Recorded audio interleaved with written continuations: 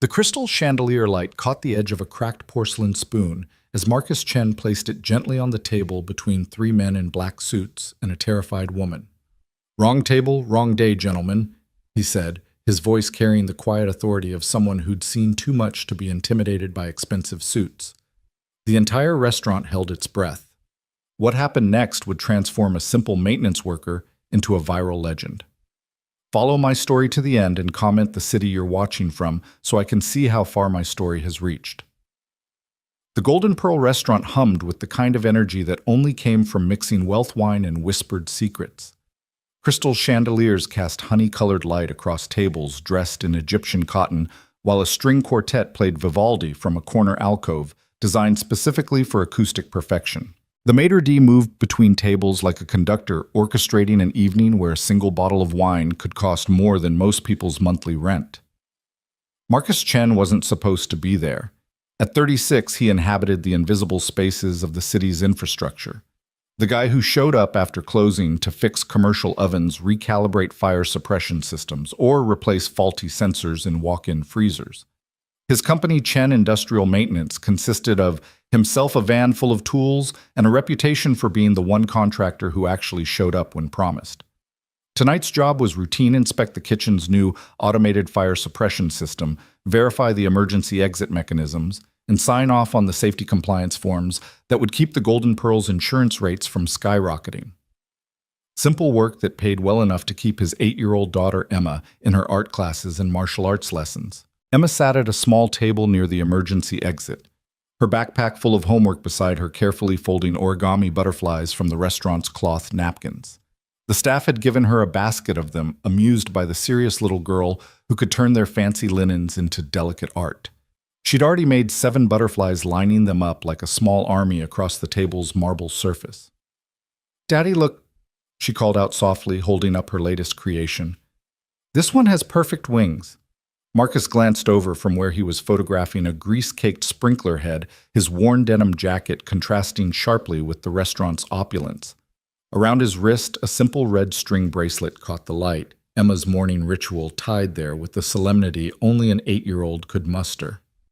"It's for protection," she'd explained that morning, her fingers careful as she knotted it. "Mrs. Zheng at Chinese school says red thread connects people who are meant to help each other. So if you meet someone who needs help today, you'll know." The bracelet felt warm against his pulse now as he documented the safety violations with methodical precision. 3 years of doing this work had trained his eye to spot danger in the smallest details. A sticky exit door that took 2 seconds too long to open. A sprinkler head so clogged it would be useless in a fire. An electrical panel with scorch marks that suggested overloaded circuits. He'd learned to see these things the hard way. Marcus's wife Grace had died 4 years ago in an apartment fire in Chinatown. A fire that started from faulty wiring the landlord had known about for months. A fire that spread through halls where the sprinklers had been disconnected to save on water bills. A fire that killed 12 people because the emergency exits had been chained shut to prevent homeless people from sleeping in the stairwells. The landlord was Titan Properties, a company that owned 43 buildings across the city, all of them ticking time bombs of deferred maintenance and criminal negligence. They'd paid a fine. 12 people dead, and they'd written a check that probably came from petty cash. Marcus had been a different man then. A cybersecurity consultant for Fortune 500 companies, pulling down 6 figures to protect corporate secrets from hackers. He'd tried to use those skills to dig into Titan Properties after Grace's death, had found evidence of systematic safety violations across their entire portfolio. But money bought better lawyers than justice could afford. The case died in court, smothered by procedures and technicalities. So Marcus became someone else, someone who could prevent the next fire, the next tragedy. Someone who took photos of every violation, filed reports with multiple agencies, created paper trails that even Titan's lawyers couldn't erase. Someone who fixed broken things because he couldn't fix the broken system that had taken his wife. "Sir, the maintenance access is through the back." The voice belonged to the restaurant manager, a thin man named Harrison, whose smile never reached his eyes. He looked at Marcus's jacket, at the tool bag slung over his shoulder, at the clipboard thick with inspection forms, and his expression made it clear that Marcus was disrupting the carefully cultivated ambiance. "I need to check the emergency exits from the inside," Marcus replied, keeping his voice neutral. Fire code requires. Yes, yes, I'm aware. Harrison waved dismissively. Just please be discreet. We have important guests tonight. Marcus nodded. Used to being treated like an inconvenience. To people like Harrison, he was just another service worker, as invisible as the plumbing until something went wrong. But as he moved through the dining room, his trained eye caught something that had nothing to do with fire safety. Table 17 was wrong. 3 men in identical black suits had positioned themselves around a single woman, and everything about their arrangement screamed tactical positioning. They'd chosen the corner table backs to the walls with clear sight lines to both exits. The biggest one, built like a linebacker gone to seed, sat facing the room, his jacket unbuttoned for easy access to whatever was making that subtle bulge under his left armpit. The second man, lean and nervous with the kind of energy that came from too much coffee or too much cocaine, had positioned himself to block the view from the overhead security camera. He kept touching his ear, adjusting what looked like a flesh-colored communication device. The third man stood rather than sat casual, but ready his position, cutting off any direct path the woman might take toward the kitchen or restrooms. And the woman, she was terrified. Marcus recognized the look. It was the same expression Grace had worn in the last photo taken of her at her office Christmas party 2 days before the fire. She'd been cornered then by her boss, a man who thought his position entitled him to more than professional relationships. Grace had been too polite to make a scene, too worried about her job to report it. Marcus had learned since then that politeness was a luxury victims couldn't afford. The woman at table 17 wore a simple navy dress, professional, but not flashy, the kind of outfit someone wore to be taken seriously rather than noticed. Her hands lay flat on the table, trembling slightly, her wedding ring catching the light as she tried to keep them still. Her purse sat in her lap, clutched like a life preserver. She was Asian, maybe 40, with the kind of careful composure that suggested years of practice at managing difficult situations. But this situation was beyond managing. Her eyes darted around the room, looking for help that wasn't coming. The other diners were lost in their own worlds, conversations flowing over expensive wine, nobody noticing the drama unfolding in the corner. Nobody except Marcus. He moved closer, pretending to inspect an exit sign, his phone out, as if checking compliance codes. But the camera was recording, capturing the scene at table 17. "The files, Ms. Kim," the big man was saying, his voice low but carrying. "No more games. You took something that doesn't belong to you." "I don't know what you're talking about." The woman's voice was steady, but Marcus could hear the fear underneath. "I'm just an accountant." An accountant who copied 3 years of financial records onto a flash drive. The nervous man leaned forward, his fingers drumming against the table. "Records that belong to our client. Records that could be misinterpreted." The standing man shifted position slightly, his movement drawing Marcus's attention to the kitchen door. 2 more men in dark suits had just entered through the service entrance, taking positions that would cut off any escape route through the back. This wasn't a negotiation. It was a trap. Marcus thought about Emma sitting 20 feet away, still folding her butterflies. He thought about Grace, who died because nobody had spoken up about danger when it mattered. He thought about all the violations he documented that came too late to save anyone. His hand found the red thread around his wrist. "Excuse me." Marcus's voice cut through the restaurant's ambient noise like a blade through silk. He approached table 17 with the measured pace of someone who belonged there, his clipboard held like a shield, his phone still recording. The big man's head snapped toward him, irritation flashing across his features. "This is a private conversation." "I can see that." Marcus set his clipboard on an adjacent table, making sure his phone's camera had a clear view. "But you're blocking a fire exit, which is a code violation I need to document." It was technically true. The standing man's position did partially obstruct the path to the emergency exit. Marcus had learned that the best lies were mostly truth. "We'll move in a minute," the nervous man said, his hand twitching toward his jacket. "I'm afraid that's not how safety inspections work." Marcus pulled out the cracked porcelain spoon he'd picked up from a bus station, a nervous habit from years of needing something to fidget with during stressful system diagnostics. He rolled it between his fingers, the crack catching the light. "The lady seems uncomfortable. Are you comfortable, ma'am?" The woman looked at him, hope flickering in her eyes. No, I'm not." "She's fine," the big man growled, standing up. He was even larger than Marcus had estimated, 6'4" at least, with the kind of bulk that came from steroids rather than genetics. "And you need to mind your own business, maintenance man." The last two words were meant to be dismissive to remind Marcus of his place in the food chain. But Marcus had stopped caring about food chains the day he'd identified Grace's body at the morgue. Interesting. Marcus angled the spoon using its surface like a mirror to watch the two men who'd entered through the kitchen. They were moving closer, trying to look casual. "You know what's really interesting? The way you've positioned yourselves to block all three cameras in this section.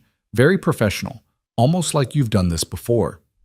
The nervous man's hand moved to his ear, probably alerting the others that they had a problem. The standing man took a step toward Marcus, his intention clear. That's when Emma's voice rang out across the restaurant.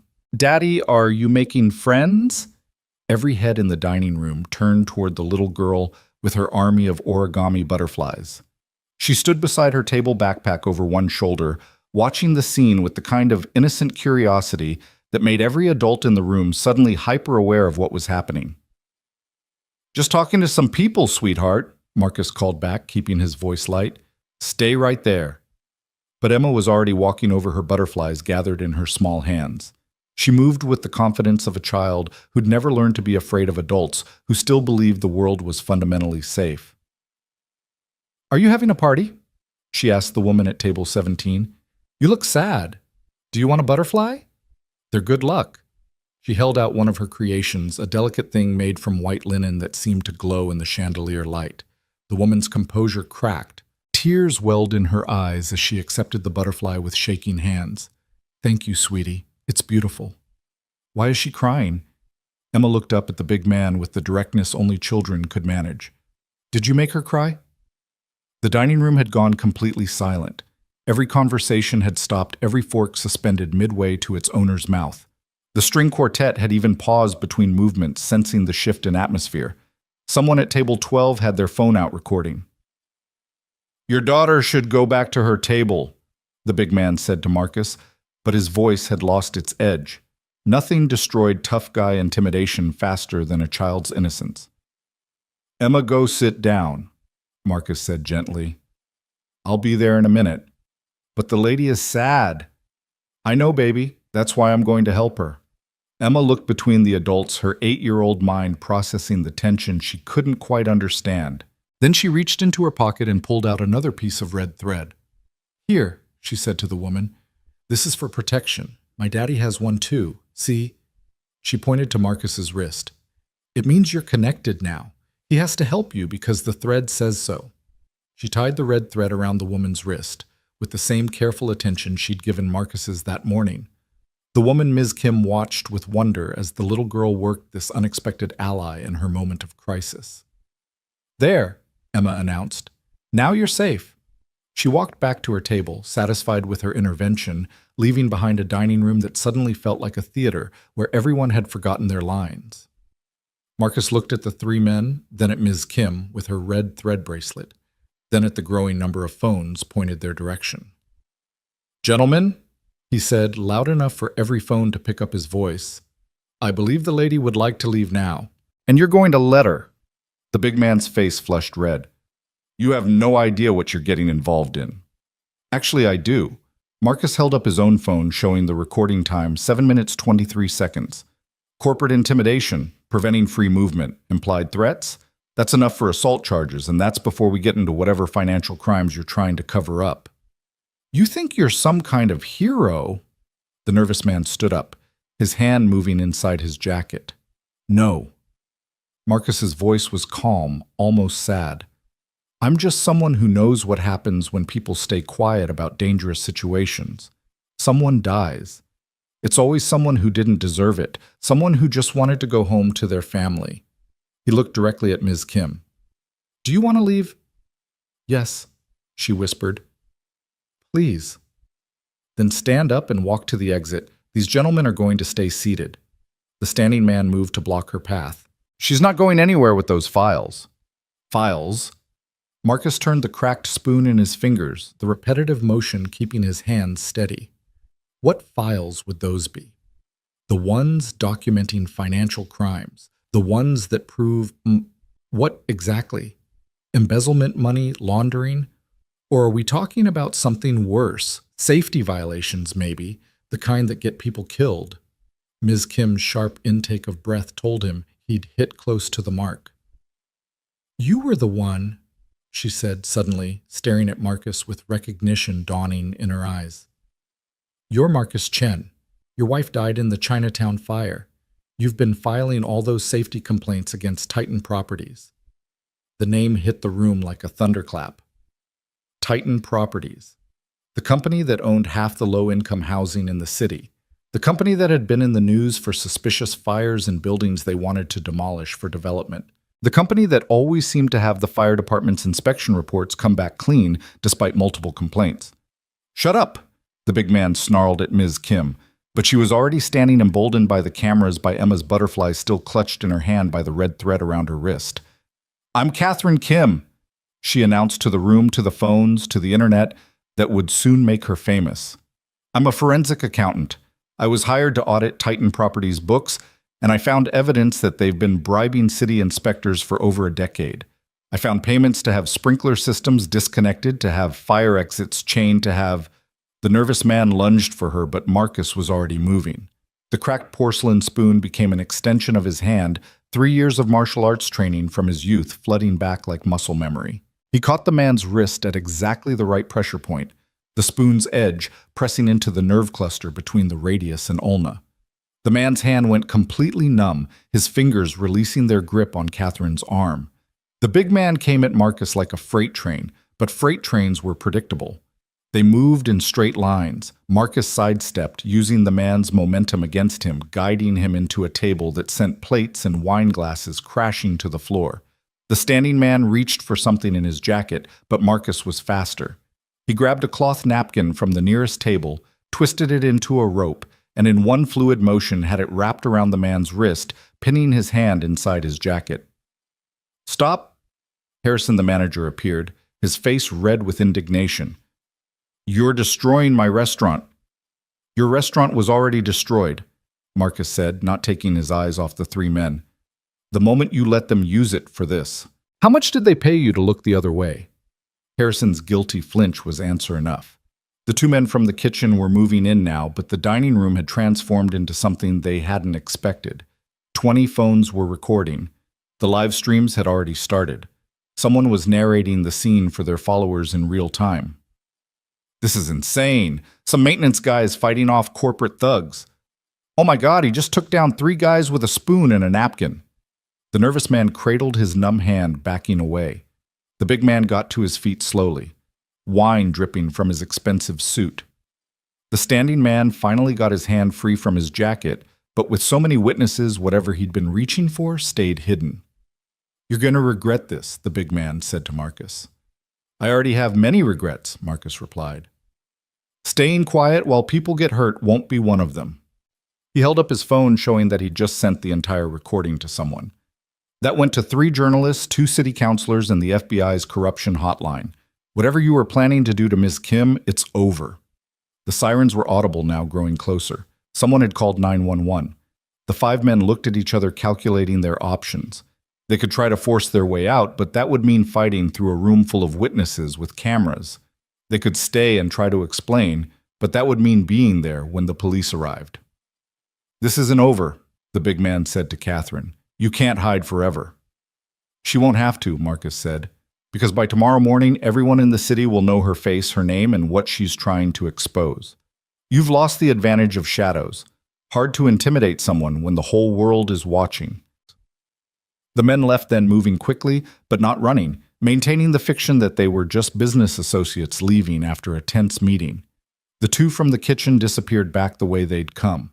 The 3 from table 17 walked out the front door just as the first police car pulled up. Catherine Kim sat down heavily, the adrenaline leaving her shaky. Emma appeared at her elbow, offering another butterfly.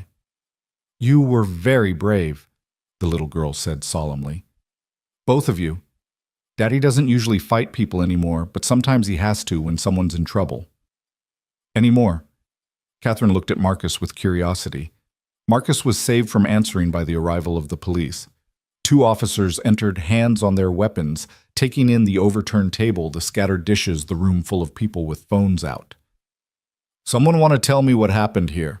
the lead officer asked. What followed was 20 minutes of chaos as multiple witnesses tried to tell the story at once. The live stream videos were played and replayed. Catherine Kim showed her credentials and explained about the audit, the threats, the files she'd copied that proved Titan Properties had been systematically violating safety codes for profit. Marcus stayed quiet through most of it, sitting with Emma, helping her refold some butterflies that had gotten crumpled in the excitement. But the officers kept coming back to him. "So you're saying you subdued 3 men with—" The officer checked his notes. "A spoon and a napkin." "They subdued themselves," Marcus said. "I just helped them realize violence wasn't their best option." "And you just happen to know exactly how to do that." Marcus shrugged. "I fix things for a living. Sometimes that means fixing situations before they break completely." The officer looked skeptical, but the video evidence was clear. Marcus hadn't thrown a punch. He'd used minimal force to prevent an assault. Everything he'd done fell under defense of others. "We'll need you to come to the station to give a full statement," the officer said. "Can I bring my daughter?" "Of course." As they prepared to leave, Catherine Kim approached Marcus. The red thread was still around her wrist, slightly frayed but intact. "Thank you," she said. "You saved my life. Those men, I know who sent them. They wouldn't have let me leave with what I know." "What exactly do you know?" Marcus asked quietly. Catherine looked around, then leaned closer. "Titan Properties isn't just bribing inspectors. They're burning down their own buildings for insurance money. Buildings with people inside. I have proof of 8 fires in the last 2 years, all in buildings they wanted to demolish. Your wife's building was one of them." The words hit Marcus like a physical blow. He'd suspected, had believed it in his gut, but believing and knowing were different things. "The flash drive," he said. "You have it." Catherine nodded, patting her purse. "Multiple copies in multiple locations now. After tonight, I'm not taking chances." "Good." She hesitated, then asked, "Your daughter said you don't usually fight anymore. Were you military police?" "Nothing that official."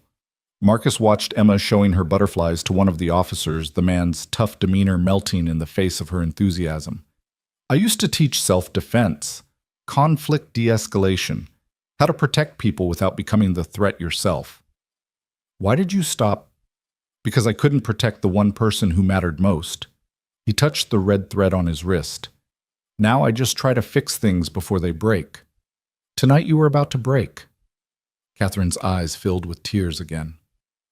"I'm going to make them pay, for your wife, for all of them." "Just be careful," Marcus said, "and stay visible. Darkness is where they're comfortable. Stay in the light, where everyone can see you." Harrison, the manager, was being questioned by police, his earlier arrogance replaced by nervous stammering. The restaurant had emptied except for staff and investigators.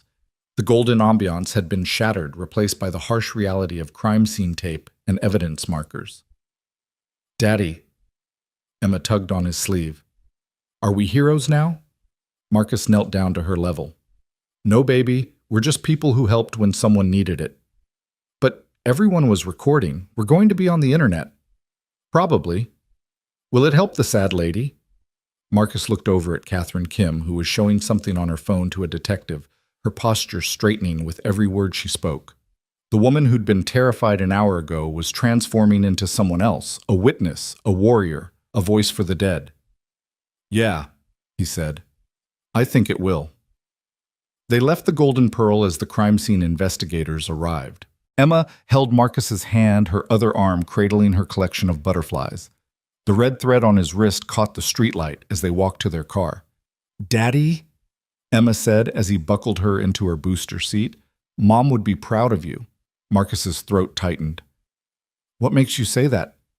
"Because you used your inside voice even when you were fighting. Mom always said the strongest people don't need to yell." He kissed the top of her head, unable to speak for a moment. As they drove home, Marcus's phone buzzed with notifications. The videos were already spreading across social media. Maintenance worker saves whistleblower was trending. Someone had isolated the moment when Emma gave Catherine the butterfly, adding the caption, "Not all heroes wear capes, some wear red thread." But Marcus wasn't thinking about the viral fame that was about to descend on them. He was thinking about Grace, about the fire that had taken her, about the possibility that it hadn't been negligence but murder. He was thinking about Catherine Kim, brave enough to steal evidence of corporate crimes, who'd almost paid the ultimate price for her courage. He was thinking about the system that let companies like Titan Properties operate with impunity, buying their way out of consequences while families buried their dead. And he was thinking about the cracked porcelain spoon in his pocket, a broken thing that had proved useful when it mattered most. Sometimes the broken things were the ones that saved you. Sometimes the maintenance man was the only one who could see what needed fixing. And sometimes a little girl with paper butterflies and red thread could remind everyone what protection really meant. Tomorrow would bring interviews and investigations, lawyers, and threats, fame he didn't want, and attention he couldn't avoid. But tonight, he was just a father driving his daughter home. The red thread around his wrist, a reminder that connections between people were the only things that really mattered. The dashboard clock read 9:47 p.m. 3 hours ago, he'd been nobody special, just another invisible worker keeping the city's infrastructure running.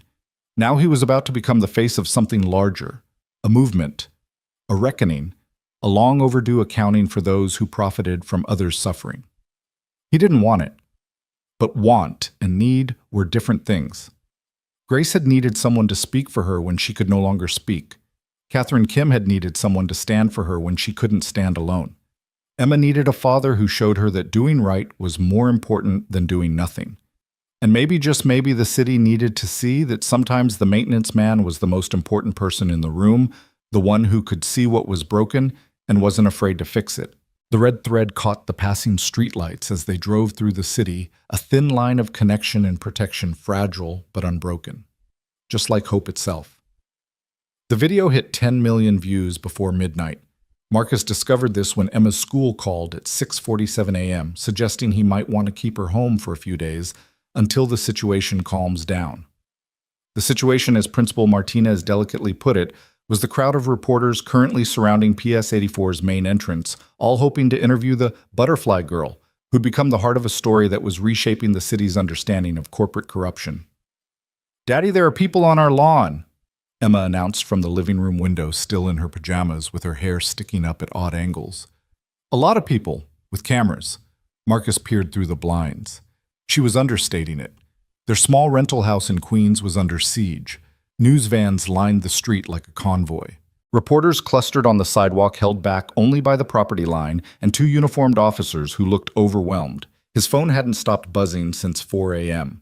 17 missed calls from reporters, 23 from numbers he didn't recognize, 41 text messages, and his email inbox had given up counting after 999 plus. But it was the one call from Catherine Kim that mattered. "They killed someone," her voice message said, shaky but determined. "Last night after we left, Ahmad Patel, another accountant at the firm who helped me copy the files. They made it look like a suicide, but Ahmad was Muslim, devout. He would never—" "Marcus, they're not going to stop. The files I have, they're worse than I told you. It's not just Titan Properties. It's a whole network. Construction companies, inspection agencies, city officials. We pulled a thread and the whole fabric is coming apart." Marcus played the message twice, then deleted it. If they were willing to kill Ahmad Patel, they were certainly willing to tap phones, hack accounts, do whatever it took to contain the exposure. "Daddy, why aren't we going to school?" Emma appeared in the doorway, now dressed in her favorite purple dress with matching butterfly clips in her hair. She'd dressed herself for school, not understanding why they couldn't just walk through the crowd like normal. "It's complicated, sweetheart. Is it because of last night, because we helped the sad lady?" "Yeah." "Are we in trouble?" Marcus knelt down to her level. "No, baby. But sometimes when you do the right thing, it makes other people upset. And those people might want to, talk to us about it." Emma considered this with the seriousness she brought to all adult problems. Like when Jessie got mad because I told Mrs. Chen she was cheating on the spelling test. Exactly like that, but bigger. "Oh." She thought for a moment. "Do we need more red thread?" Before Marcus could answer, his phone rang. Unknown number, but something made him answer. "Mr. Chen." This is Special Agent Sarah Volkov with the FBI. We need to talk about Catherine Kim and Ahmad Patel. I heard about Ahmad. Then you understand the severity of the situation. Can you come to our field office? We can send a car. With all due respect, Agent Volkov, I have reporters on my lawn and a daughter to protect. If you want to talk, you come to me. There was a pause. Fair enough. We'll be there in an hour. Mr. Chen, the video from last night has had unexpected consequences. The Justice Department is involved now. The governor's office. What you did has opened a door we've been trying to open for 3 years. And Ahmad Patel died because of it. Ahmad Patel died because he was brave enough to help expose killers. Don't let his sacrifice be wasted. She hung up, leaving Marcus staring at his phone. Through the window, he could see a reporter doing a stand-up with his house in the background, probably describing him as the mysterious maintenance worker with the deadly spoon skills, or some equally ridiculous characterization. Emma, he said, making a decision. Want to go on an adventure? Her face lit up. Yes, where? First, we're going to sneak out the back door like ninjas. Then, we're going to visit some old friends of Daddy's, people who can help keep us safe. Are they ninjas too? Sort of. 20 minutes later, they slipped out through the back garden, Emma wearing a baseball cap and sunglasses that made her look like a tiny spy. Mrs. Chen from next door, a different Chen, no relation, had agreed to let them cut through her yard to the alley where Marcus had parked his van the night before. They made it 3 blocks before a sharp-eyed reporter spotted them at a red light. Mr. Chen? Mr. Shen? How does it feel to be called a hero? Marcus kept the windows up, doors locked, but Emma was fascinated by the attention. Daddy, that lady knows your name. Yeah, baby, a lot of people know our names now. Is that bad? He thought about Ahmad Patel dead for the crime of photocopying documents. It's complicated. They drove through Queens toward Brooklyn. Marcus taking random turns to lose any followers, his old paranoia skills rusty but functional. The city looked different in the morning light when you knew people might be hunting you. Every black sedan became suspicious. Every van might be surveillance or worse. The Crimson Phoenix Gym sat between a bubble tea shop and a Vietnamese restaurant in Sunset Park, its neon sign dark in the morning sun. Marcus hadn't been here in 4 years, not since Grace's funeral, when his mentor, Master Liu, had found him drunk and sobbing in the parking lot at 3 a.m., unable to face a world without her. You have a daughter, Liu had said then. She needs her father, not this ghost you're becoming. Marcus had thrown a sloppy punch. Grief and whiskey making him stupid. Liu had deflected it easily, then held him while he cried like a child 32 years old and completely broken. He hadn't been back since. Now the door opened before he could knock, and there stood Master Liu, 73 years old, and still moving like water, still seeing everything with eyes that had witnessed revolution, exile, rebuilding, and loss. Marcus, he said simply, I saw the video. Sifu, I know what you need. Liu's eyes moved to Emma, and his stern face softened. And who is this butterfly princess? That Emma, normally shy with strangers, stepped forward with unusual confidence. I'm Emma Chen. I made butterflies for the sad lady. Are you a ninja? Liu laughed, a sound Marcus hadn't heard in years. Better, I'm a teacher. Come inside, little butterfly. We have chocolate milk and many questions. The gym hadn't changed. The same mirrors lined the walls, reflecting the morning light across worn mats that had absorbed decades of sweat and determination. The same photos covered the Eastern Wall students at tournaments, demonstrations, celebrations. Marcus was in several of them, younger, smiling, unaware that life was about to teach him harder lessons than any opponent could. The others are coming, Liu said, leading them to his office in the back. When they saw the video, they knew you'd need us. Sifu, I didn't mean to say. To what? Stand up for someone who needed help. Use the skills I taught you to protect instead of destroy. Liu poured tea from a pot that was always brewing, always ready. You honored everything I ever taught you last night. A man is dead because of what I did. A man is dead because evil men killed him. You didn't create their evil, Marcus. You just exposed it. Emma had found a stack of martial arts magazines and was carefully cutting out pictures of female fighters, arranging them like paper dolls. She worked with the same focused intensity, she brought to her butterflies, creating her own stories in whispered narration. She's like her mother, Lou observed, sees the world as it should be, not just as it is. Grace would have handled last night differently. Grace would have been proud. She always said you were too careful with your strength, too afraid of what you could do instead of what you should do. The door chimed and voices filled the gym. Marcus recognized them immediately. His old training partners, people he'd sweated and bled with for years before Grace's death had driven him into isolation. Tommy Nguyen entered first, still built like a brick wall despite being a pediatric nurse now. Behind him came Diana Foster, who'd parlayed her martial arts training into a career as a stuntwoman, currently sporting purple hair and a grin that had gotten them both into trouble more times than Marcus could count.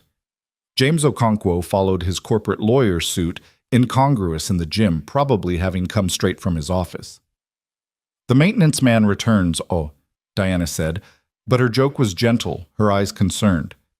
That video, Marcus, the way you moved, you haven't lost a step. I haven't trained in 4 years.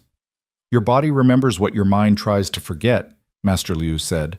Show me your hands. Marcus held them out. They were steady calloused from work, the red thread still around his left wrist.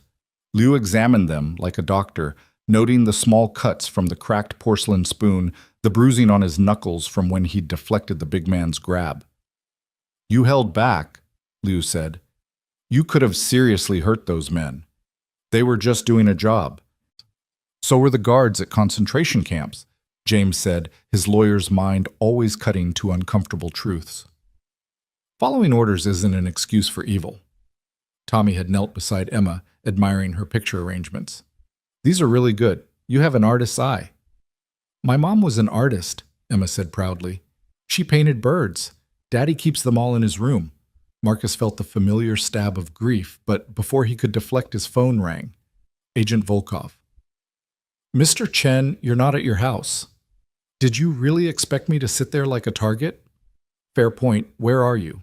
Marcus looked at Liu, who nodded. Crimson Phoenix Gym in Sunset Park. You have the address.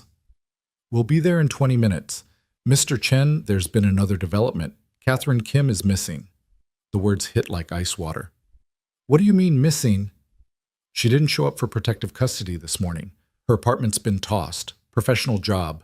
No blood, but also no Catherine. Marcus's mind raced. They took her. That's our assumption. Mr. Chen, whatever she told you about those files, we need to know. Lives are at stake. 20 minutes, Marcus said, and hung up. The gym had gone quiet.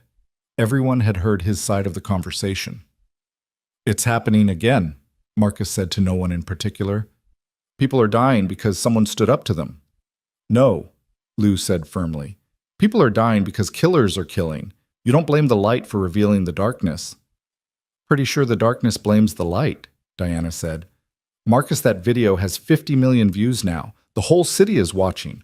Hell, the whole country. You can't put that genie back in the bottle. They have Catherine Kim, the woman with the evidence. Then we get her back, Tommy said simply. That's what we do right. We protect people. We're not vigilantes, James warned. There are legal ways. Legal ways got Ahmad Patel killed, Marcus interrupted. Legal ways let Titan Properties burn buildings with people inside. Legal ways are what they're counting on because they own the people who make legal decisions. His phone buzzed. A text from an unknown number, just a photo. Catherine Kim tied to a chair in what looked like a warehouse.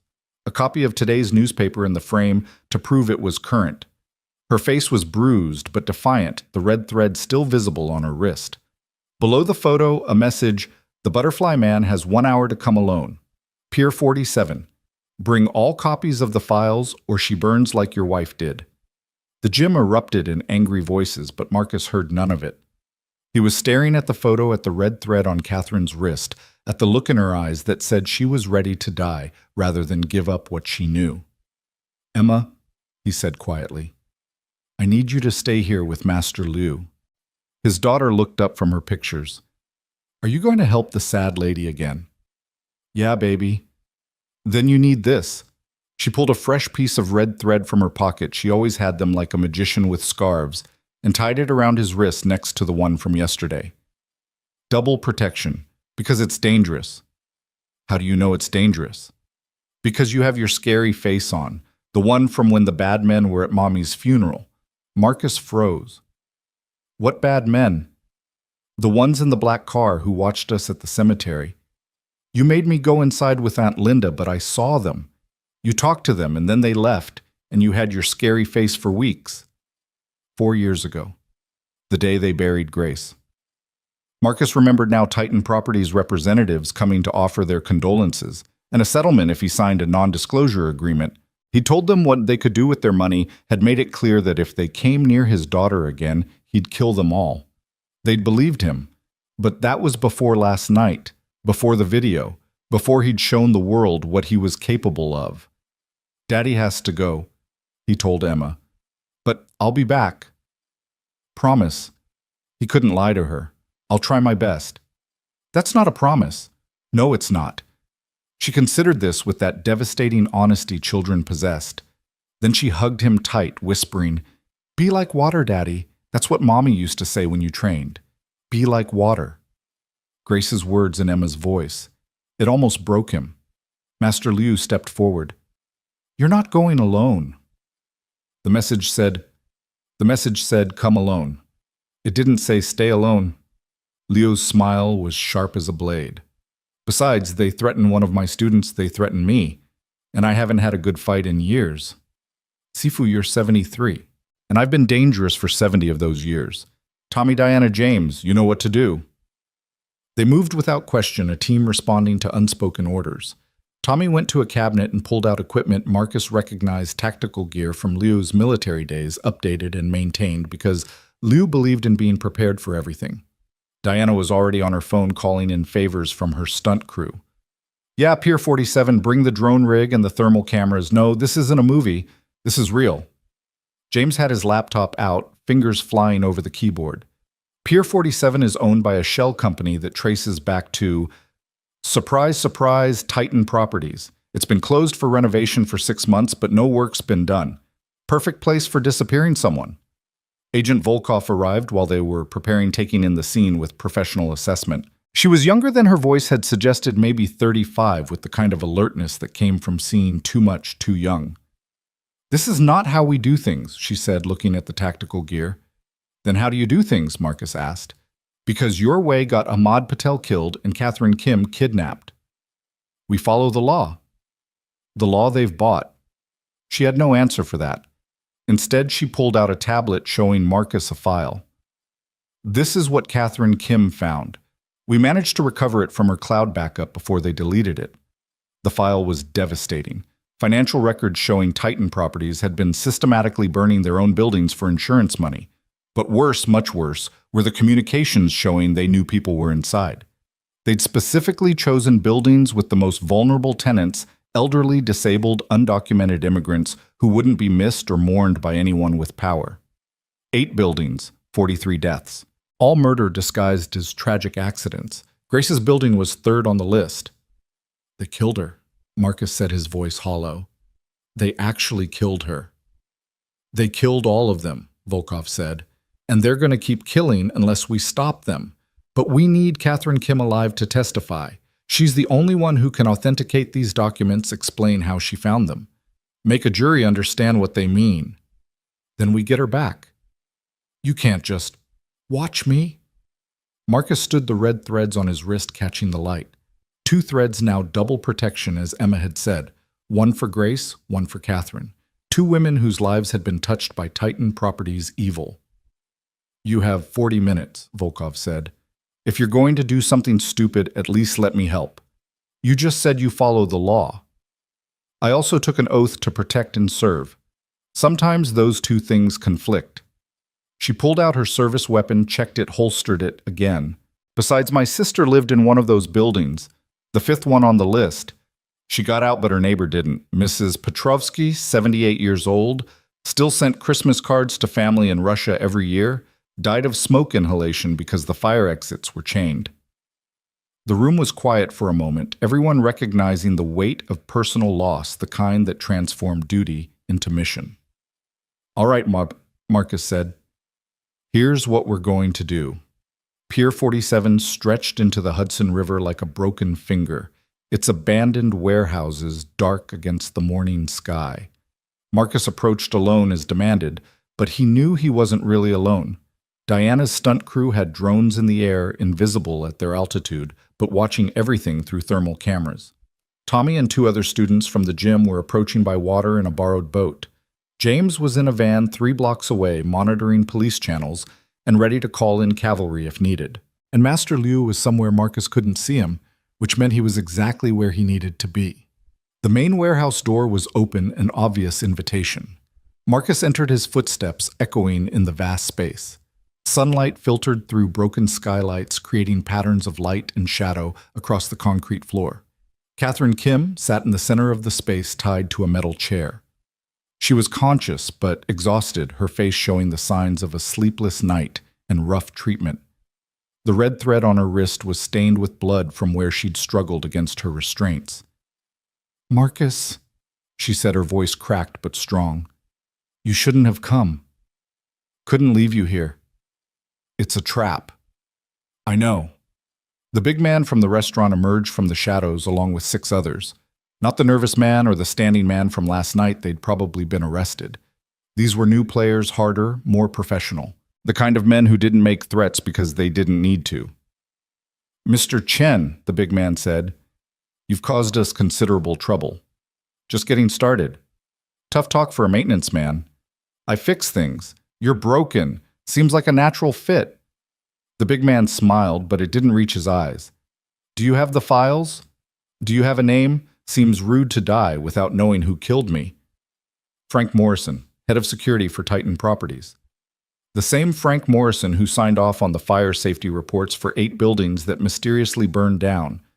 Morrison's smile faded. "You've done your homework." "Catherine did the homework. I'm just here for the practical exam." 7 against 1. "You like those odds." Marcus touched the red threads on his wrist. "I've had worse." "Your wife didn't think so." The words were meant to make him angry, make him sloppy. 3 months ago, they would have worked. But Master Liu had taught him something years ago. Anger is energy. You can let it explode and destroy you, or you can direct it and destroy your enemies. "You're right," Marcus said calmly. Grace died alone, afraid, betrayed by a system that was supposed to protect her. But she also died knowing she was loved, which is more than you'll get to say. Morrison pulled out a gun. "Enough talk, the files." "I don't have them." "Then she burns." One of the men was already pouring gasoline around Catherine's chair, the smell filling the warehouse, just like they'd done to the buildings, just like they'd done to Grace. "You're going to burn her either way," Marcus said. "We both know that. Can't leave witnesses." "Smart man. So why come?" "To tell you something." Marcus pulled out his phone, showing it was recording live streaming. "We're live. 40,000 people are watching right now. They heard you admit your name. They heard you admit to the fires. They're seeing you threaten to burn an innocent woman alive." Morrison fired, but Marcus was already moving. The bullet sparked off the concrete where he'd been standing as he rolled behind a pillar. "Cut the stream," Morrison shouted. "Can't," Marcus called out. "It's not just my phone. There are 12 different cameras in here all streaming, drones overhead, boats in the water. You're surrounded by witnesses you can't see." It was partially a bluff. There were only 3 drones and the boat was still 5 minutes out. But Morrison didn't know that. "Kill them both," Morrison ordered. That's when Master Liu made his entrance. The old man dropped from the rafters like gravity had forgotten him, landing silently behind the man with the gasoline. One precise strike, and the man crumpled unconscious before he hit the ground. The gas can rolled away, spilling its contents harmlessly across the concrete. 2 men rushed Liu, probably thinking a 73-year-old man would be easy prey. They learned otherwise when he redirected their momentum into each other, their heads colliding with a sound like coconuts cracking. They went down in a tangle of limbs. Marcus used the distraction to move the cracked porcelain spoon somehow in his hand again. He didn't remember pulling it out, but muscle memory was funny that way.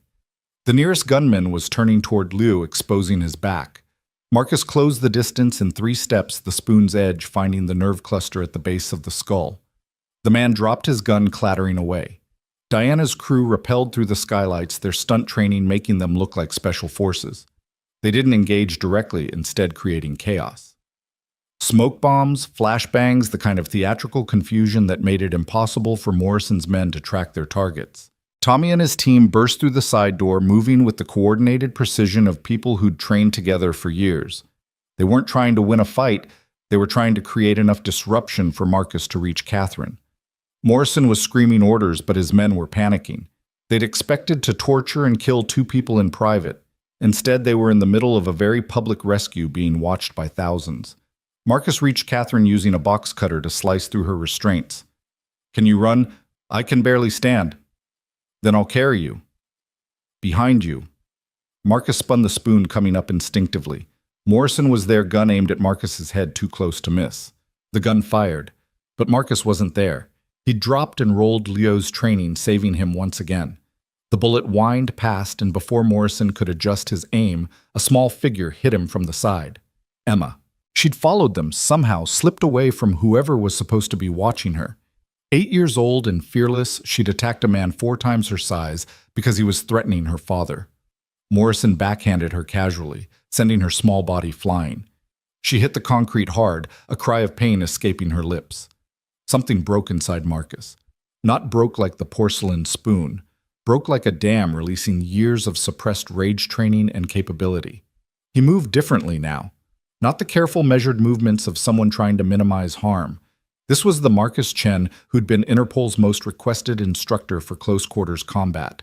The Marcus Chen who'd once disarmed 3 armed men in a Seoul subway station with nothing but an umbrella. The Marcus Chen that Grace had fallen in love with, dangerous and controlled and absolutely lethal when his family was threatened. Morrison never saw the strikes coming. 7 precise blows in less than 2 seconds, each targeting a different pressure point, delivered with the force of years of grief and rage finally given purpose. Morrison dropped, his body convulsing from the neurological overload. He'd live, but he'd never be quite right again. Some damage couldn't be fixed. "Emma?" Marcus rushed to his daughter, gathering her small form. She was conscious, crying, a bruise already forming on her cheek. "I'm sorry, Daddy. I followed you. I was scared you wouldn't come back." "It's okay, baby. It's okay."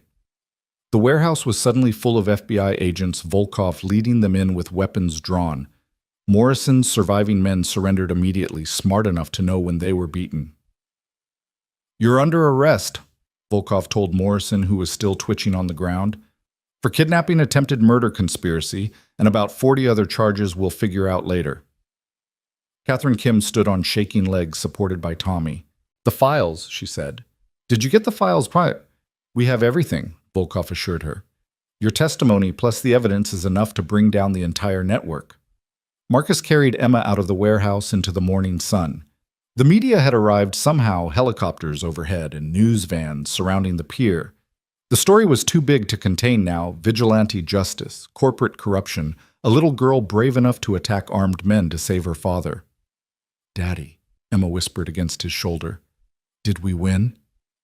Marcus looked back at the warehouse where EMTs were treating Catherine, where FBI agents were arresting men who'd burned buildings full of people for profit, where Master Liu stood watching with the satisfaction of a teacher whose student had graduated. "Yeah, baby, we won." But he knew it wasn't over. Titan Properties was just one company.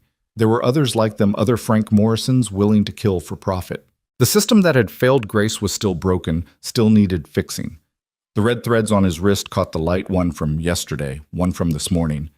Both intact despite everything. Emma noticed and smiled through her tears. "The thread worked," she said. "Double protection." It did. "Will the sad lady be okay now?"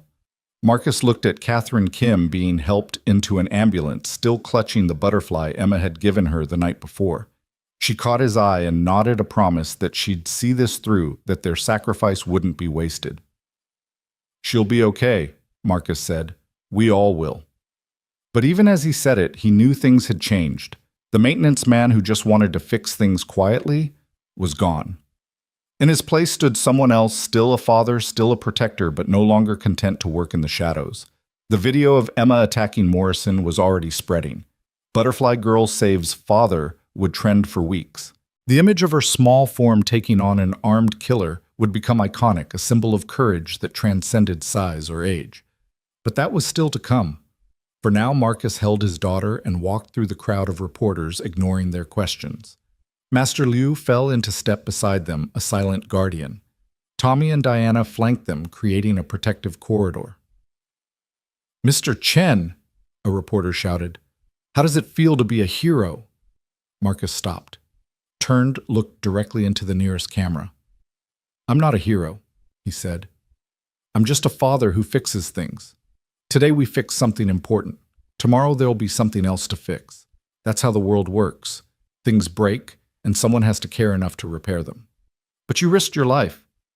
My wife died because nobody risked anything to save her. I couldn't live with being that person for someone else." He walked away, then carrying Emma toward the van where James waited with the engine running. The crowd parted, something in Marcus's bearing making them step aside.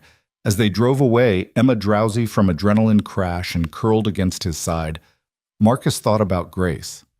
She would have been proud, he thought. Not of the violence, but of the standing up, the speaking out, the refusing to let evil win through indifference. His phone buzzed with a text from an unknown number. He expected another threat, but instead found a simple message: "Thank you for saving my wife. A grateful husband." Then another: "My mother lived in building number 4. Thank you for getting justice." And another: "You showed my kids that ordinary people can make a difference." They kept coming, dozens, then hundreds. People who'd lost family in the fires, people who'd been intimidated into silence, people who'd given up hope that anyone would ever be held accountable. The courthouse steps were packed when Catherine Kim arrived to testify 6 weeks later. Marcus stood in the crowd, Emma's hand in his, watching the woman who'd almost died for the truth walk past the cameras with her head high. The red thread was still on her wrist, faded but unbroken, a reminder of the night that changed everything. "There she is," Emma pointed excitedly. "She's wearing the butterfly pin." She was right. Catherine had turned Emma's origami butterfly into a small bronze pin that caught the morning light on her lapel. It had become her trademark during the pre-trial hearings, a symbol that the media had latched onto. The butterfly whistleblower, they called her, though Marcus knew she hated the nickname. The crowd surged as Catherine climbed the steps, reporters shouting questions, supporters holding signs with painted butterflies and red threads. Someone had started selling red thread bracelets online, donating the proceeds to families affected by the Titan Properties fires. They'd raised over $3 million in just 6 weeks. "Mr. Chen," Marcus turned to find Agent Volkov approaching through the crowd. She looked tired but satisfied, the expression of someone seeing the end of a long fight. "Agent Volkov, it's just Sarah now. I'm on leave." She showed him her bare wrist where her service weapon usually sat, pending investigation for exceeding authorized parameters during the warehouse rescue. "I'm sorry." "Don't be. Best thing I ever did. Besides, James Okonkwo is representing me pro bono. Says the Bureau can't punish me for saving lives just because I didn't fill out the right paperwork first." Emma tugged on Marcus's sleeve. "Daddy Master Liu is waving at us." The old man stood near the courthouse entrance with Tommy, Diana, and James. They'd all been subpoenaed as witnesses, their role in the warehouse rescue part of the official record now, but they wore their summons like badges of honor. "The gang's all here," Diana said as they approached. Her purple hair had grown out, showing dark roots, but she'd kept the color. Said it reminded her that sometimes the world needed a little chaos to see clearly. "How's the security business?" Marcus asked Tommy, who'd quit nursing to start a company providing protection for whistleblowers and journalists. "Booming, unfortunately. Turns out there are a lot of Catherine Kims out there, people sitting on evidence of corporate crimes but too scared to come forward. We've helped 12 in the last month alone." "And they all want to meet the famous Marcus Chen," James added, adjusting his tie. "You've become something of a legend in certain circles." "I just fix things," Marcus said automatically, the response he'd given to every interview request, every offer to write a book, every Hollywood producer who wanted to turn his story into a movie. "Daddy still says that," Emma announced to the group. "But he's lying. He doesn't fix things anymore. He teaches people to fight." It was true. After the warehouse incident, Marcus had gone back to teaching. Not the corporate seminars he'd done before Grace's death, but something different. Free classes at the Crimson Phoenix for people who'd been victimized by the system, domestic abuse survivors, elderly residents of dangerous neighborhoods, minimum wage workers who traveled home late at night. His students called it the Butterfly Defense, though Marcus refused to use the name. It was practical, efficient, and designed for people who couldn't afford to lose a fight. Use whatever was at hand, create witnesses, document everything, survive first, seek justice second. The courthouse is opening, Lou observed. We should go in. They filed through security, Marcus noticing how the guards recognized them, nodding with what looked like respect. In the gallery, he saw familiar faces. Families of fire victims, journalists who'd been following the case, other whistleblowers who'd found courage in Catherine's example. And in the back row, trying to be inconspicuous, sat 3 men in expensive suits, not lawyers. Marcus recognized lawyers. These were corporate security, probably from one of Titan's competitor companies, here to see how the trial played out, what precedents might be set. They were already planning how to avoid the same fate. All rise for the Honorable Judge Patricia Weinstein. The judge entered a small woman whose reputation for intolerance of corporate malfeasance had made her the prosecution's first choice for the case. She denied every motion to dismiss, every attempt to suppress evidence, every delay tactic Titan's legal team had attempted. "Be seated," she said, then looked directly at the defense table where Frank Morrison sat in an orange jumpsuit, his lawyer beside him. Morrison had lost weight in custody, his bulk diminishing along with his bravado, but his eyes still held that predator's assessment when he looked at Marcus across the courtroom. "The prosecution may call its next witness." "The state calls Catherine Kim." Catherine rose from the prosecution table, smoothing her skirt, touching the butterfly pin for luck. She walked to the witness stand with measured steps, the click of her heels echoing in the silent courtroom. "Please state your name for the record." "Catherine Min-jung Kim." "Ms. Kim, you were employed as a forensic accountant by the firm of Brennan and Associates." "I was." "And in that capacity you were asked to audit the books of Titan Properties." "Yes, it was supposed to be routine due diligence for a potential merger." The prosecutor, Assistant District Attorney Monica Rodriguez, moved smoothly through the preliminaries before getting to the heart of the matter. "What did you discover during your audit?" Catherine's voice was steady, clinical. "I found a pattern of payments that didn't match any legitimate business expense. They were coded as maintenance and improvements, but the amounts and recipients were suspicious." "How so?" "The payments went to individuals, not companies. Always in amounts just under $10,000 to avoid federal reporting requirements, and they corresponded with dates when building inspections were performed." "What conclusion did you draw from this?" "That Titan Properties was bribing city inspectors to overlook safety violations." A murmur ran through the gallery. Judge Weinstein gavelled for silence. "But that wasn't all you found, was it?" Rodriguez continued. "No." Catherine's voice dropped. "I found internal communications discussing what they called renovation acceleration." "Can you explain that term for the jury?" Catherine looked directly at Morrison as she answered. "It was their code for arson. They would identify buildings that were more valuable as empty lots for development, ensure they had good insurance coverage, then arrange for accidental fires." "How many buildings?" 8 that I could document. There may have been more." "And did these communications show any concern for the tenants in these buildings?" Catherine's composure finally cracked slightly. "They called them acceptable losses. There's an email from Morrison to the CEO saying, and I quote, 'The type of tenants in these buildings don't have families who can afford lawyers, even if someone suspects they can't prove anything.'" The gallery erupted. Judge Weinstein had to gavel repeatedly to restore order. Marcus felt Emma's hand tighten in his. She was old enough to understand what was being said, young enough to still be shocked by such casual evil. "Were you able to determine if these fires actually occurred?" "Yes. All 8 buildings burned within 6 months of the communications I found. 43 people died." Rodriguez walked Catherine through each building, each fire, each death. It took 3 hours. By the end, several jury members were crying. One elderly man who looked like he might have lived in one of those buildings himself was gripping his cane so tightly his knuckles were white. "Ms. Kim, why did you copy these files without authorization?" "Because I recognized the pattern. My colleague Ahmad Patel had noticed it first. He came to me because— She paused, gathering herself. Because his uncle had died in one of the fires, building number 6. Ahmad recognized the address in the files. What happened to Ahmad Patel? He was murdered the night after the Golden Pearl restaurant incident. They made it look like suicide, but Ahmad was Muslim, devout. He would never have taken his own life. The defense attorney, a sharp-faced man named Kellerman, objected. Speculation and prejudice, Your Honor. Sustained as to the speculation about suicide, Judge Weinstein ruled. The jury will disregard. Ms. Kim, please stick to what you know for certain. Catherine nodded. Ahmad is dead. The files he helped me copy are the only reason we know what Titan did. Let's talk about the night at the Golden Pearl, Rodriguez said. Can you tell us what happened? Catherine's hand went to her wrist, touching the spot where the red thread rested. I was contacted by 3 men who said they represented Titan Properties.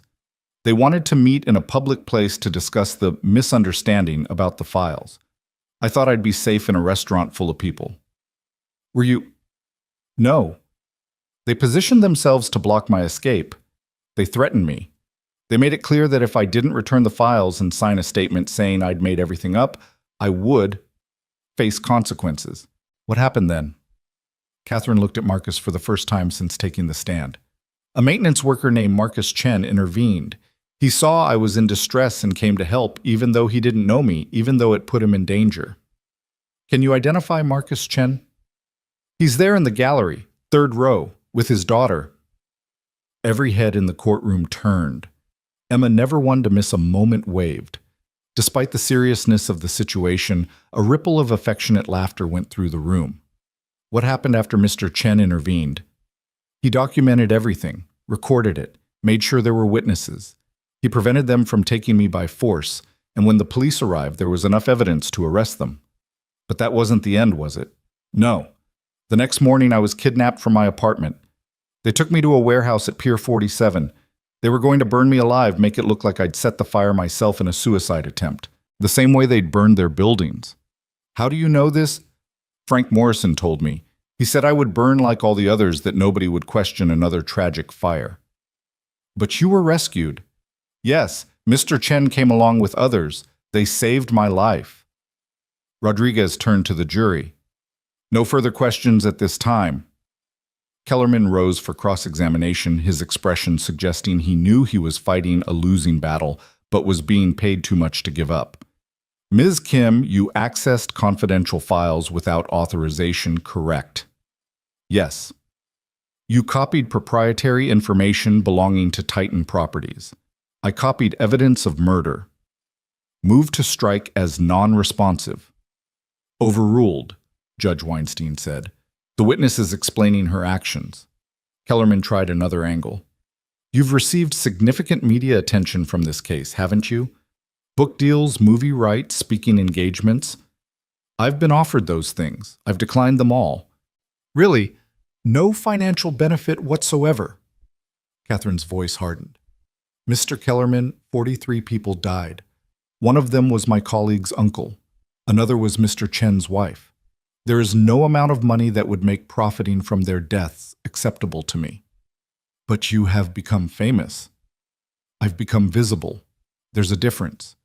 I can't go to a grocery store without being recognized. I've received death threats. I've had to move 3 times. If this is fame, I don't want it. Kellerman spent another hour trying to find holes in Catherine's testimony, but she was unshakable. The documents spoke for themselves, and she was simply their translator. When court recessed for lunch, Marcus found himself in the hallway with Catherine for the first time since the warehouse. Thank you, she said simply, for everything. You're the one testifying. You're the brave one. She held up her wrist, showing the red thread. I haven't taken it off. It reminds me that connections between people are the only real protection we have. Emma, who'd been quietly drawing during the testimony, showed Catherine her latest creation, a picture of butterflies carrying buildings away from fires. So the people can escape, Emma explained. The butterflies save everyone. Catherine knelt down to Emma's level. That's beautiful. You know what, you're right. The butterflies do save everyone. Every time someone speaks up, every time someone helps a stranger, every time someone refuses to look away, Those are all butterflies. Is my daddy a butterfly? Catherine smiled. The biggest, strongest butterfly I've ever seen. Marcus was about to deflect when his phone buzzed. Unknown number, but he'd learned to answer those now. Mr. Chen. This is Rebecca Santos from the Times. I'm at New York Presbyterian Hospital. There's a situation here you need to know about. A woman named Linda Park is refusing to leave her husband's room. Security is about to forcibly remove her, but she says she knows. Says you'd understand why she can't leave. Marcus recognized the name. Linda Park was one of his students, a 60-year-old Korean woman who'd started taking his classes after her husband was diagnosed with dementia.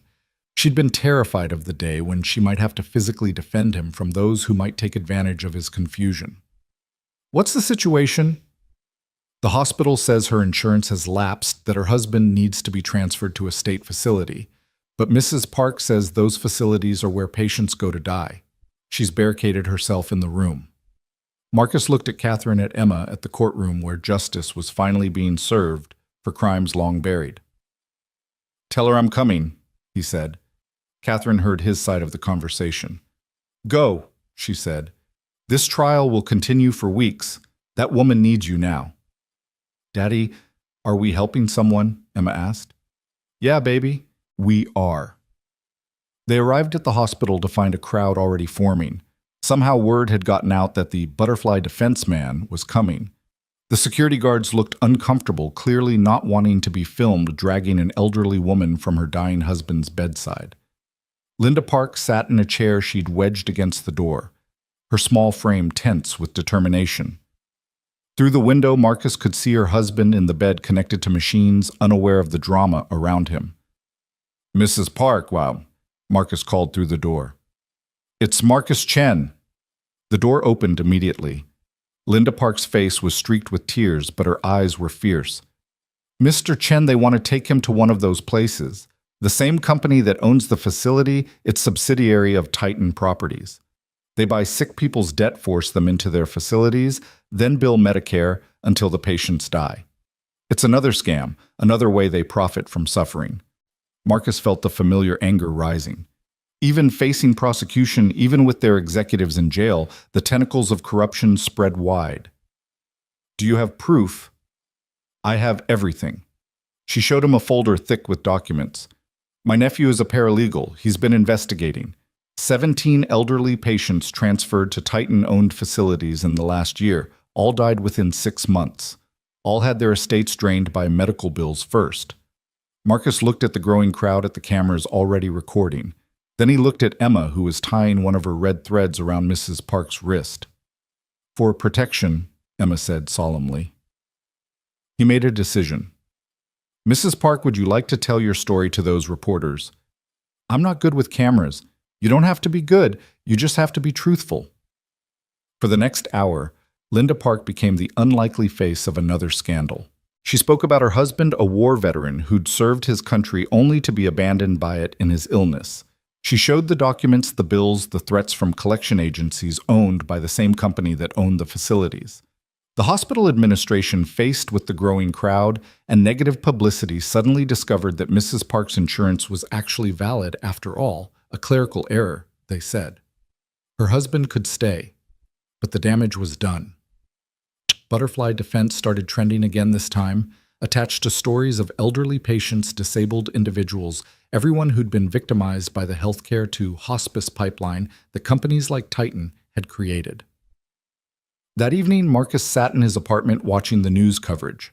The trial, the hospital confrontation, the growing movement of people refusing to be silent victims anymore, it was becoming something larger than he'd ever intended. Emma was asleep on the couch, exhausted from the day. She'd given out 14 red threads at the hospital, each one to someone who'd shared their own story of loss and exploitation. His phone rang. Master Liu. Sifu. Have you seen the news from Chicago? No. Turn on Channel 7.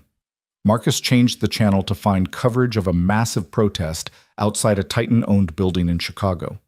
Hundreds of people, all wearing red threads around their wrists, all holding paper butterflies. It's spreading, Liu said. Your students here, they're teaching others. The butterfly defense isn't just about physical protection anymore. It's about standing up, speaking out, refusing to be silent. I never meant the best movements are never meant Marcus. They simply become necessary. After Liu hung up, Marcus stood on his small balcony, looking out at the city lights.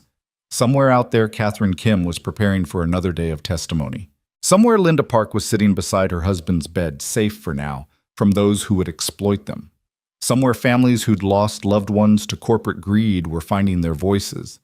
The red threads on his wrist, he wore 3, now one from yesterday when Emma had insisted caught the light from the street below. Grace would have loved this, he thought. Not the violence, not the danger, but the community. The way strangers had become family through shared purpose. The way Emma had learned that helping others wasn't just right, it was necessary. His phone buzzed with a message from Catherine. Tomorrow I testify about Grace's building. I wanted you to know. Marcus stared at the message for a long time. Tomorrow the world would hear how his wife died. How she'd tried to save others, pulling 3 elderly neighbors from their apartments before the smoke overwhelmed her.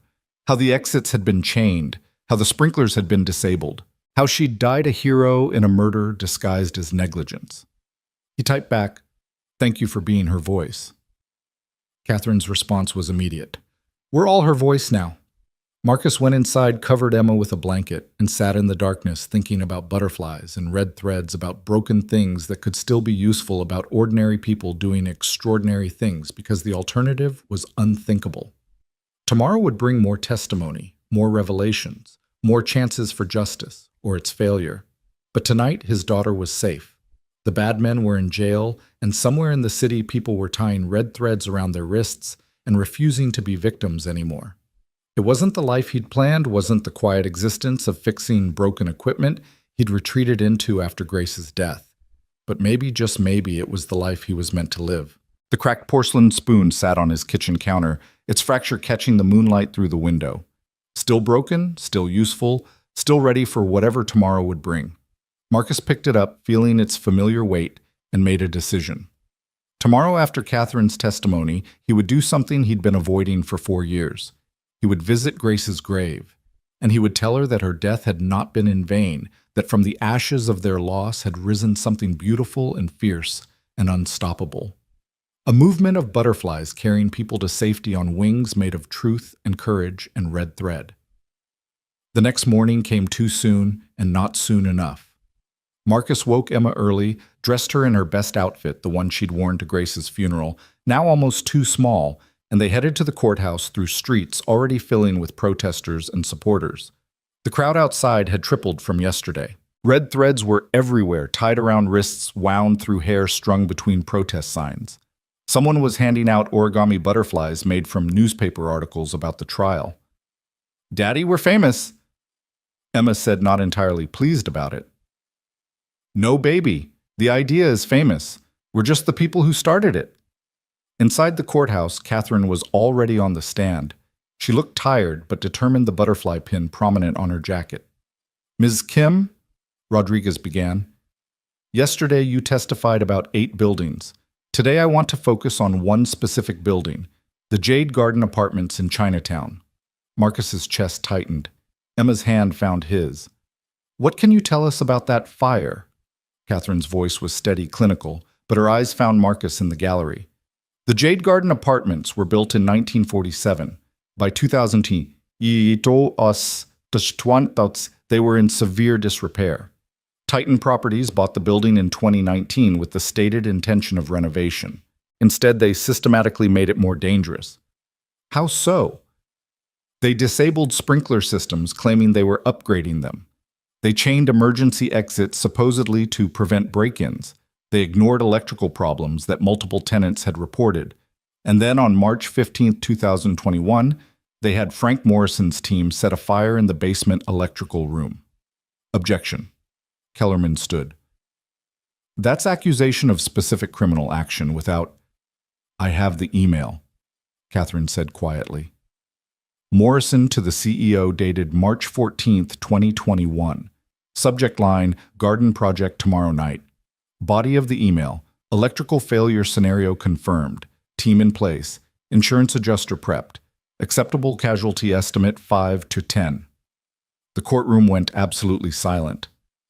"They estimated casualties," Rodriguez asked. "They did, like they were calculating inventory loss." "How many people actually died?"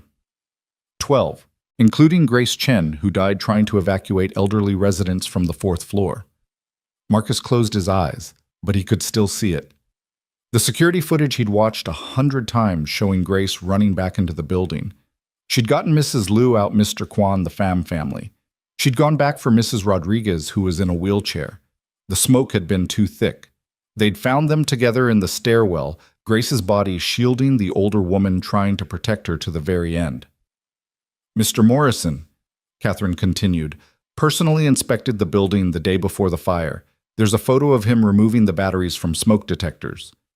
The prosecution displayed the photo on the courtroom screens. Morrison clearly identifiable, standing on a ladder smoke detector in hand. "No further questions," Rodriguez said. Kellerman's cross-examination was perfunctory. There was no defending the indefensible. Even Morrison's co-defendants' lawyers were distancing themselves, filing motions to sever their cases from his. When court recessed, Marcus found himself standing outside Emma's hand in his, struggling to breathe. The crowd parted around them, recognizing his distress, giving him space. "Mr. Chen." He turned to find a young woman, maybe 25, with press credentials but kind eyes. "I'm not doing interviews," he said automatically. "No, I lived in the Jade Garden building, 3rd floor. Your wife saved my grandmother, got her out when the smoke was already thick. I was at work, I couldn't. Grace saved her, gave us 3 more years together before Grandma passed naturally. I just wanted you to know that your wife was a hero, a real hero." She pressed something into his hand and disappeared into the crowd. It was a photo Grace at some building event, laughing, surrounded by elderly residents who clearly adored her. He'd never seen it before. "She was beautiful, Daddy," Emma said, looking at the photo. "Inside and out, baby." They walked to the cemetery as the afternoon sun cast long shadows between the headstones. Marcus hadn't been here since the funeral, couldn't bear it. But now, with Emma beside him, and the city finally knowing the truth, it felt like time. Grace's headstone was simple. Grace Lin Chen, beloved wife and mother who died saving others. Someone had left fresh flowers. As they got closer, Marcus saw red threads tied around the stems and a small paper butterfly tucked among the blooms. "Hi, Mommy," Emma said, as naturally as if Grace could hear her. "Daddy's been helping people like you did, and I'm helping too. I make butterflies and give people protection threads. We're making the bad men pay for what they did." Marcus knelt beside the stone, his hand touching the cold granite. "Grace," he said quietly, "they knew. They knew people would die, and they did it anyway. But we got them. Catherine got them. The truth is out now." The wind picked up, rustling the trees, and for just a moment Marcus could swear he smelled Grace's perfumed jasmine and something uniquely her. "I'm teaching again," he continued. "Not the corporate stuff, but real teaching. People who need to protect themselves, who need to know they're not powerless. Emma helps. She's just like you, Grace. Sees the world as it should be and insists on making it that way." Emma had wandered a few feet away, picking dandelions with the focused intensity she brought to everything. Marcus watched her for a moment, this little girl who'd inherited her mother's courage and her father's determination. "I couldn't save you," he whispered to the stone. "But maybe we can save others. Maybe that's enough. Maybe that's what you'd want." His phone buzzed. Sarah Volkov. "Marcus, you need to know. Morrison made bail." The words hit like ice water. "What? How?" "Family money. Old connections. A judge who owed favors. He's out and his ankle monitor malfunctioned an hour ago. We have no idea where he is." Marcus looked at Emma, still picking flowers, unaware that the monster who'd killed her mother was free. "Find him," Marcus said. "We're trying. But Marcus, be careful. Morrison blames you for everything. You're the one who exposed him, who stopped him from killing Catherine. If he's going to go after anyone, he's coming for me. Or Emma. Keep her close." Marcus ended the call, his mind already shifting into threat assessment mode. The cemetery was too open, too many places for a sniper to position. The walk home had too many blind corners. Their apartment had too many windows. "Emma," he called, keeping his voice calm. "Time to go, sweetheart." "But I'm not done picking flowers for Mommy." "We'll come back tomorrow. Right now we need to visit Master Liu." She read something in his face the way children do when they sense adult fear. "Is something wrong?" "Maybe. Remember our emergency plan." They'd practiced it after the warehouse incident. What to do if bad men came, where to go, who to call. Emma nodded solemnly, her flower picking forgotten. They moved quickly, but not frantically, Marcus keeping Emma on his left side away from the street, his right hand free. The cracked porcelain spoon was in his pocket, a familiar weight. They made it 3 blocks before Marcus saw him. Morrison stood at the end of the street, no longer in prison orange, but in a dark suit that didn't quite hide the bulge of a weapon. He wasn't trying to hide, wasn't attempting surprise. He wanted Marcus to see him coming. "Emma," Marcus said quietly, "remember what we practiced. Run to the nearest store, call 911. Don't come back no matter what." "Good girl, on 3. 1, 2. But Emma didn't run. Instead, she stepped forward, placing herself between Morrison and her father. "You killed my mommy," she said, her voice carrying down the empty street. "You burned our home and killed my mommy and all those other people." Morrison stopped, perhaps not expecting to face a child's accusation. "Emma, run," Marcus said. "No." She pulled red threads from her pocket, holding them up like weapons. "These are protection, and you can't hurt us anymore because everyone knows who you are. Everyone knows what you did." She was right. People were emerging from buildings, phones out recording. Morrison was being live-streamed from a dozen angles. "You took my mommy." Emma continued, tears streaming down her face, but her voice steady. "But you didn't take what she taught us. That helping people is more important than being safe. That standing up is more important than standing down." She threw the red threads at Morrison's feet. "These are for you, because you need protection too. Protection from what you've become." Morrison looked at the threads at the child who'd just offered him mercy he didn't deserve at the crowd growing around them. His hand moved toward his weapon. Marcus moved without thinking, the spoon in his hand, before he consciously drew it, but he didn't need it.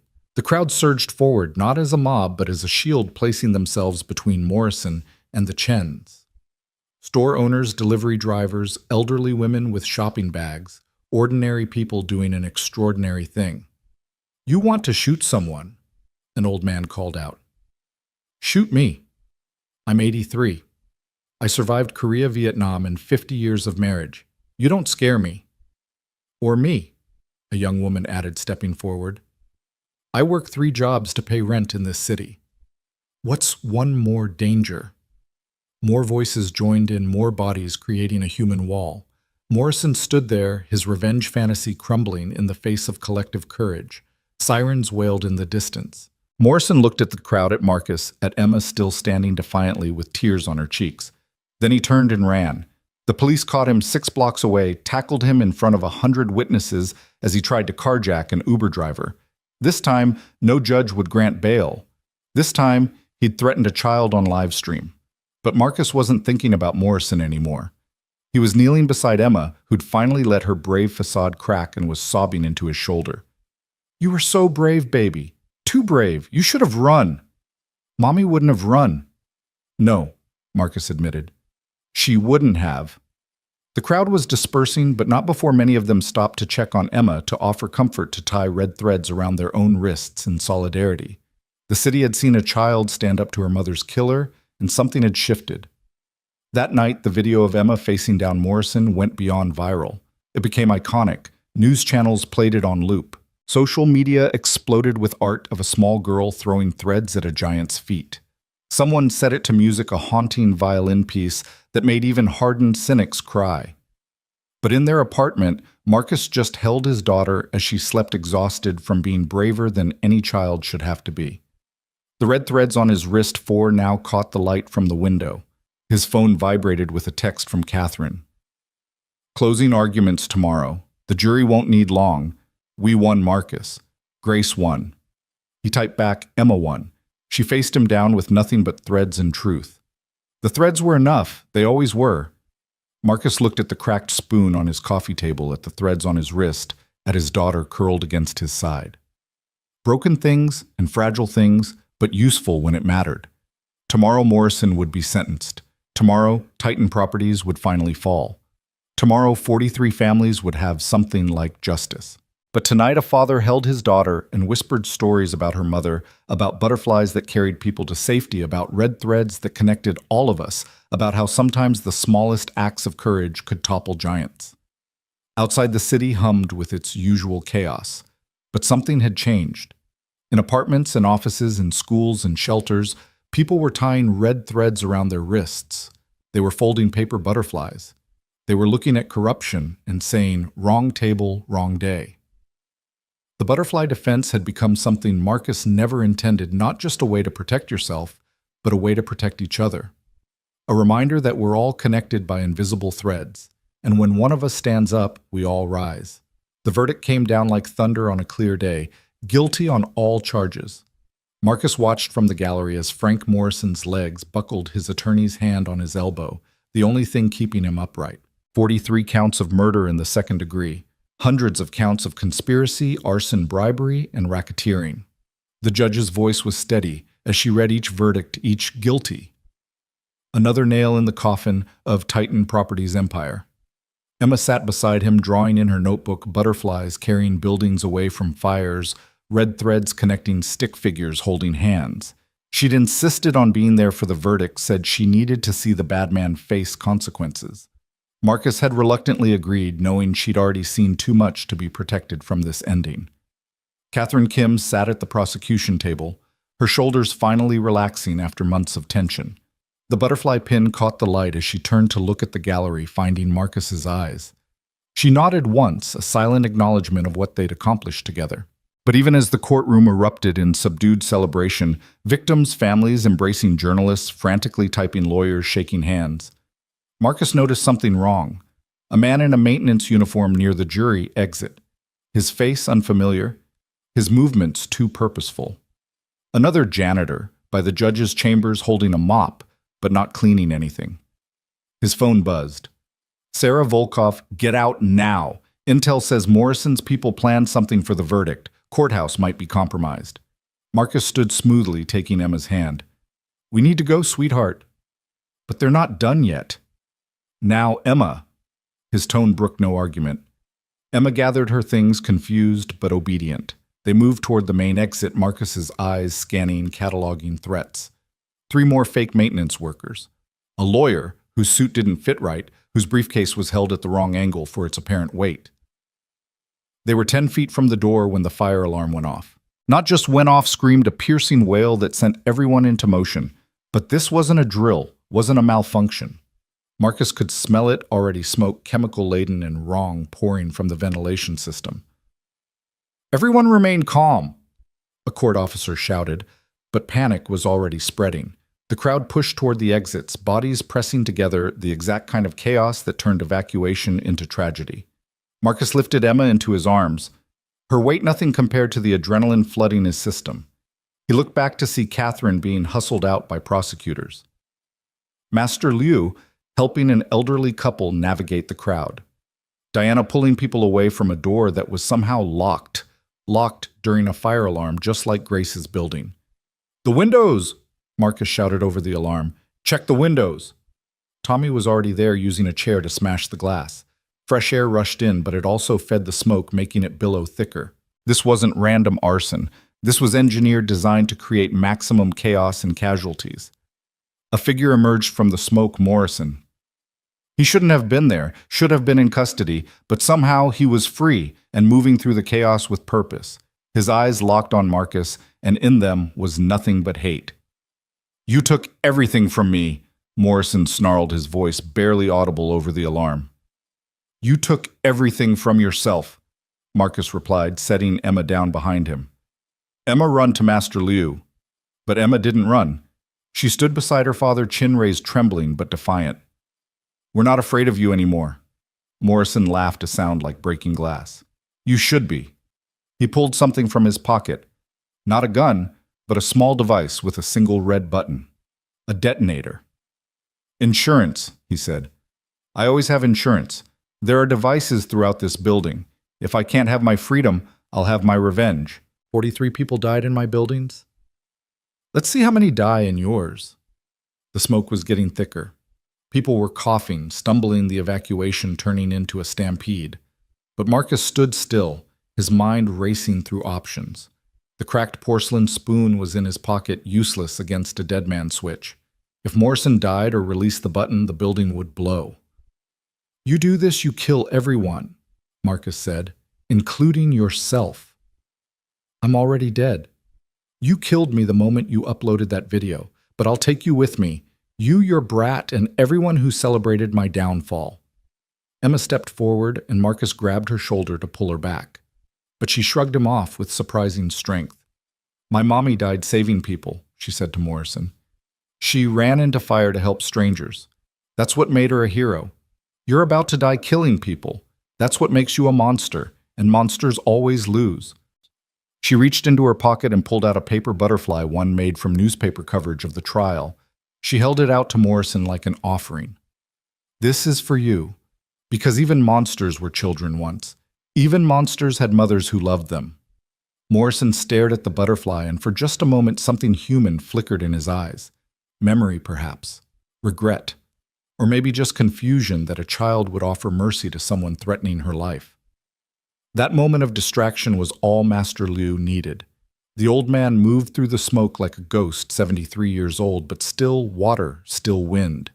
His hand found Morrison's wrist, not striking but guiding, redirecting the man's own momentum.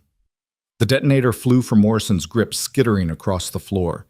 Marcus dove for it, catching it before it could hit the ground and potentially trigger from impact. His thumb found the button, holding it down, maintaining whatever circuit Morrison had been completing. Everyone out, he shouted. Now. The evacuation turned organized, Liu and Tommy directing traffic.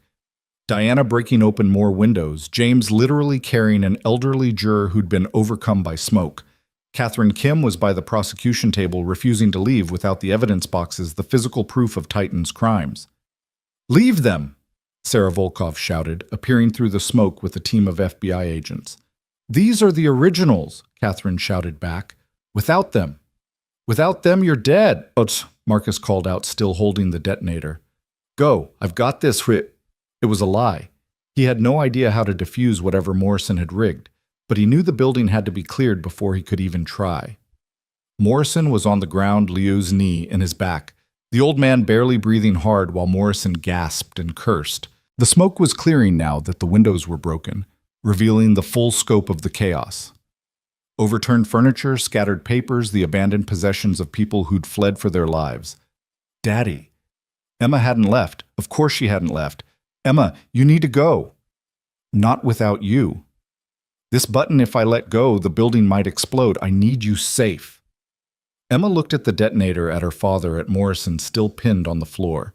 Then she did something that would be talked about for years. She sat down cross-legged beside Marcus and started folding a paper crane from a court document that had fallen nearby. I'll wait, she said simply. We face things together. That's what family does. The bomb squad arrived 7 minutes later, though it felt like 7 hours. Marcus's thumb had started to cramp, sweat running down his face, despite the cold air from the broken windows. Emma had made 3 paper cranes, lining them up like sentinels. Sir, we need you to maintain pressure while we trace the circuit, the bomb tech said, her voice calm despite the situation. Can you do that? I've been doing it. Good. This is going to take a few minutes. Everyone else needs to clear the building. My daughter, stays, Emma interrupted. We're connected. She held up her wrist, showing the red thread tied there. If you make me leave, the thread breaks. That's bad luck. The bomb tech looked like she wanted to argue, but something in Emma's face, that same determination that had faced down Morrison, made her nod. Keep her talking, she told Marcus. Both of you stay calm. So Marcus talked. He told Emma about meeting her mother, about their first date at a terrible Chinese restaurant where the food was awful, but the conversation was perfect. He told her about Grace's laugh, her terrible singing, her absolute inability to fold fitted sheets. Emma told him about school, about her friend Lily, who could speak 4 languages, about the butterfly garden she wanted to plant on their building's roof. She told him about the dreams where Mommy visited, always surrounded by butterflies, always smiling. They talked while the bomb tech worked, while Morrison was dragged away in chains, while the building was confirmed clear of other devices. They talked until the tech said the magic words, "Got it, you can let go." Marcus's thumb released the button. Nothing exploded. The building stood. Emma threw herself into his arms, and he held her tight, both of them shaking now that the danger had passed. Around them, emergency responders were checking the building, documenting the attempted attack, preserving the evidence that Catherine had risked her life to save. Mr. Chen, a reporter had somehow gotten past the police line camera crew in tow. How does it feel to have saved the courthouse? Marcus stood Emma still in his arms and looked directly into the camera. I didn't save anything alone. Master Liu stopped Morrison. The bomb squad defused the device. Everyone who helped evacuate people safely, they're the heroes. I just held a button. But your daughter stayed with you, risking her life. My daughter showed more courage than most adults ever will. She faced down the man who killed her mother and offered him mercy. She stayed because that's what love does. It stays when leaving would be safer. He walked away, then carrying Emma through the crowd that had gathered outside. People reached out to touch them as they passed, like they were talismans of hope. Someone started clapping, then others joined in until the sound followed them down the courthouse steps. Sarah Volkov caught up with them at Marcus's van. That was incredibly stupid and incredibly brave. Which part? All of it. Emma facing Morrison. You holding that detonator, staying in the building. She paused. Thank you. For what? For proving that ordinary people can do extraordinary things. For showing that courage isn't the absence of fear, it's acting despite it. She handed him a card. My personal number. The Bureau is forming a new task force to investigate corruption in city services, inspection departments, housing authorities, anyone who might be taking bribes to overlook safety violations. We could use a consultant who understands both the technical side and the human cost. Marcus looked at the card, then at Emma, who was already folding it into something that might become a butterfly. I'll think about it. That night, the attempted courthouse bombing led every newscast. The image of Emma sitting beside her father, calmly folding paper cranes while he held a dead man's switch, became instantly iconic. Someone had filmed it through the broken courthouse window, the smoke swirling around them like something out of a movie. But more importantly, Morrison's attempt to destroy the evidence had failed. Every document, every email, every piece of proof survived. The trial would continue. Justice would be served. Marcus tucked Emma into bed, her room now decorated with hundreds of paper butterflies sent by strangers inspired by her courage. She'd insisted on keeping them all, said they were proof that good outnumbered evil. Daddy, she said sleepily, were you scared today? Terrified. But you didn't let go. Neither did you. You stayed with me. That's what Mommy would have done. Marcus kissed her forehead. Yeah, baby, that's exactly what Mommy would have done. His phone buzzed with messages as he left her room. Catherine Kim. The evidence is secure. We can continue. Grace will have justice. Master Liu. Proud of you both. Real strength is not in the fist, but in the hand that stays open. Diana. You realize Emma's going to be impossible to babysit now, right? Kid faced down a terrorist and won. But it was the last message that stopped him cold. Unknown number, but the content was clear. Morrison was just one head of the Hydra. You've made powerful enemies, Mr. Chen. Watch your back. Marcus deleted the message, then reconsidered and screenshot it first, sending it to Sarah Volkov. If there were more Frank Morrisons out there, more Titan properties operating in shadow, then the fight wasn't over. He stood on his small balcony looking out at the city lights. Somewhere out there in buildings just as vulnerable as Grace's had been, people were sleeping unaware of the dangers around them. Faulty wiring, disabled sprinklers, chained exits, all it took was greed and indifference to turn homes into death traps. The red threads on his wrist, 5 now. Emma had added another after the courthouse caught the light.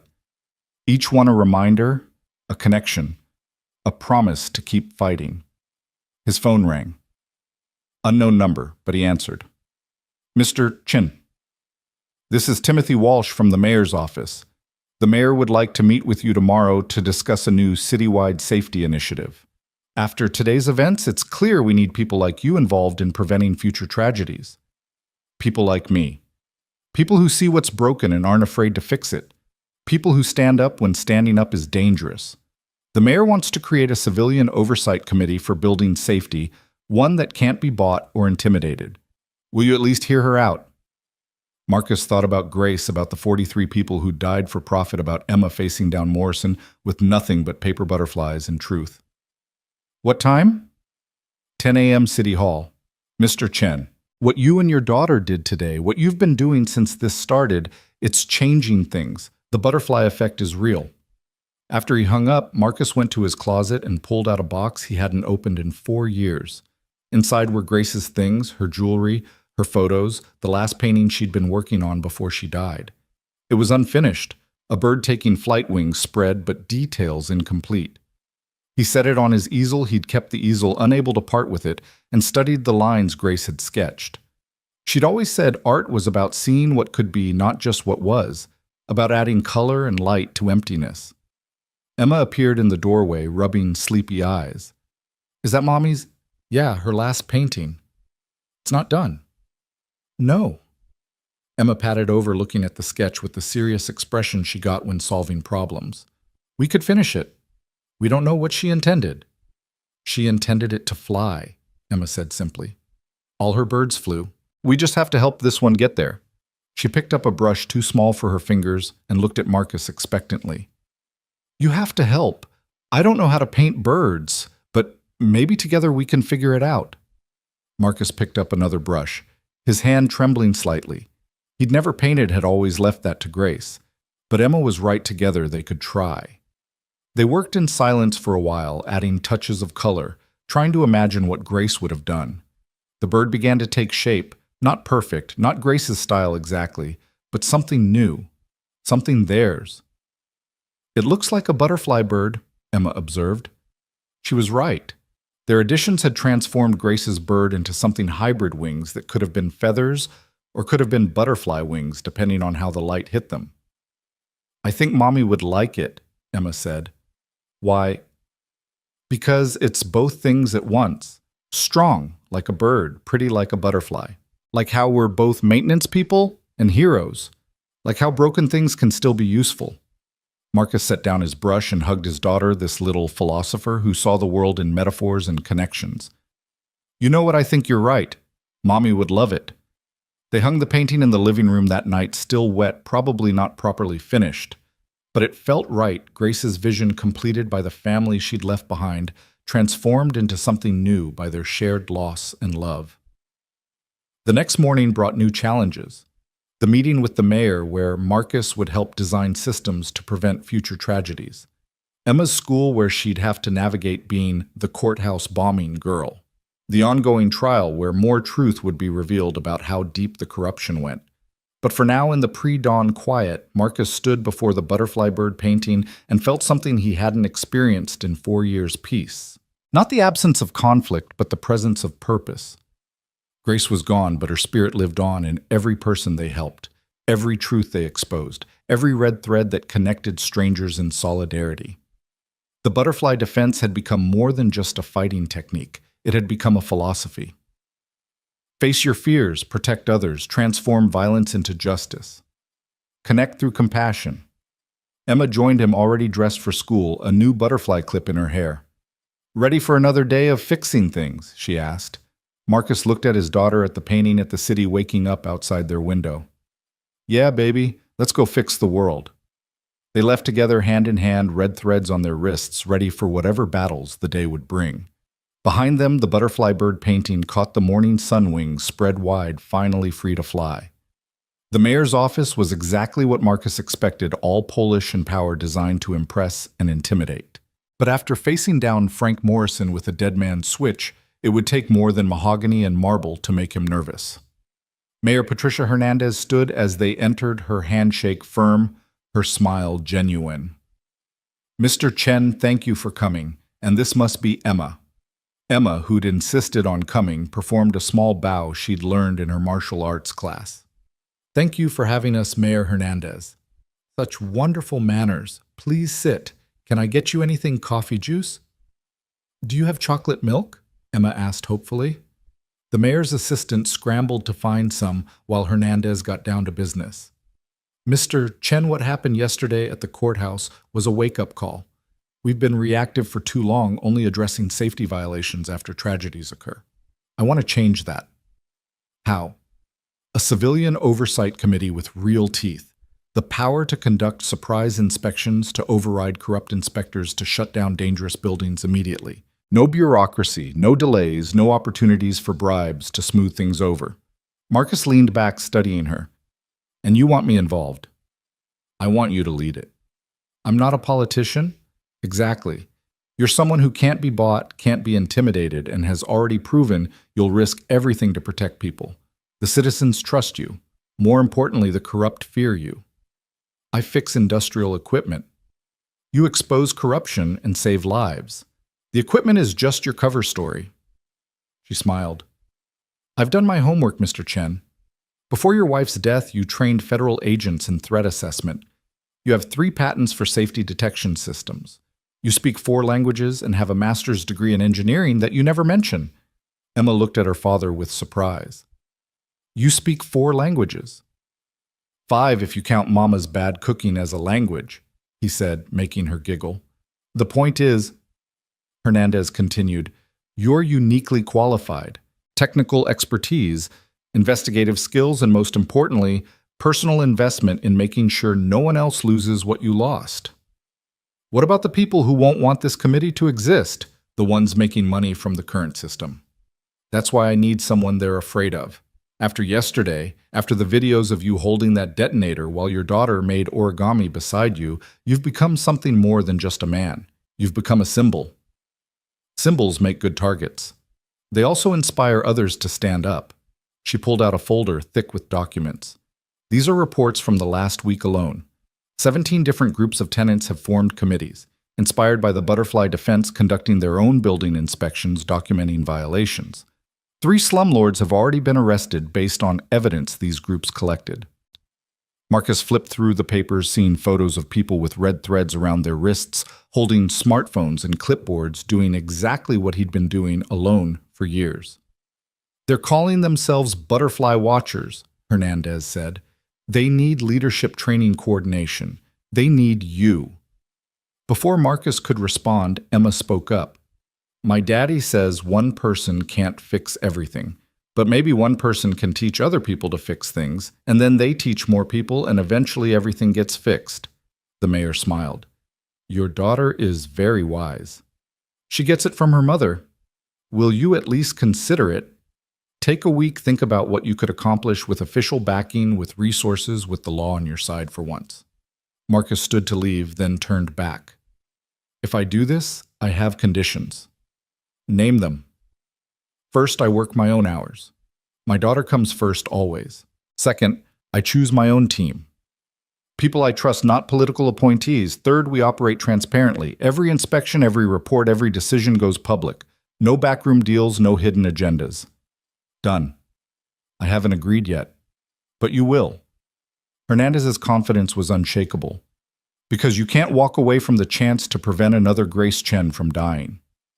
She was right. And they both knew it. That afternoon, Marcus and Emma visited the ruins of the Jade Garden apartments. The building had been demolished after the fire, the lot sitting empty for 3 years while legal battles raged over the land. Now, with Titan properties destroyed, the city had reclaimed it. This is where Mommy lived, Emma asked, looking at the empty space. Where we all lived. You were too young to remember. We had a small apartment on the 3rd floor. Your mom painted in the corner by the window because the light was best there. They stood quietly for a moment.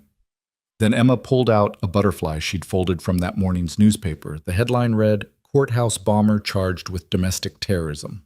She placed it on the ground where the building's entrance had been. For the people who didn't get out, she said solemnly.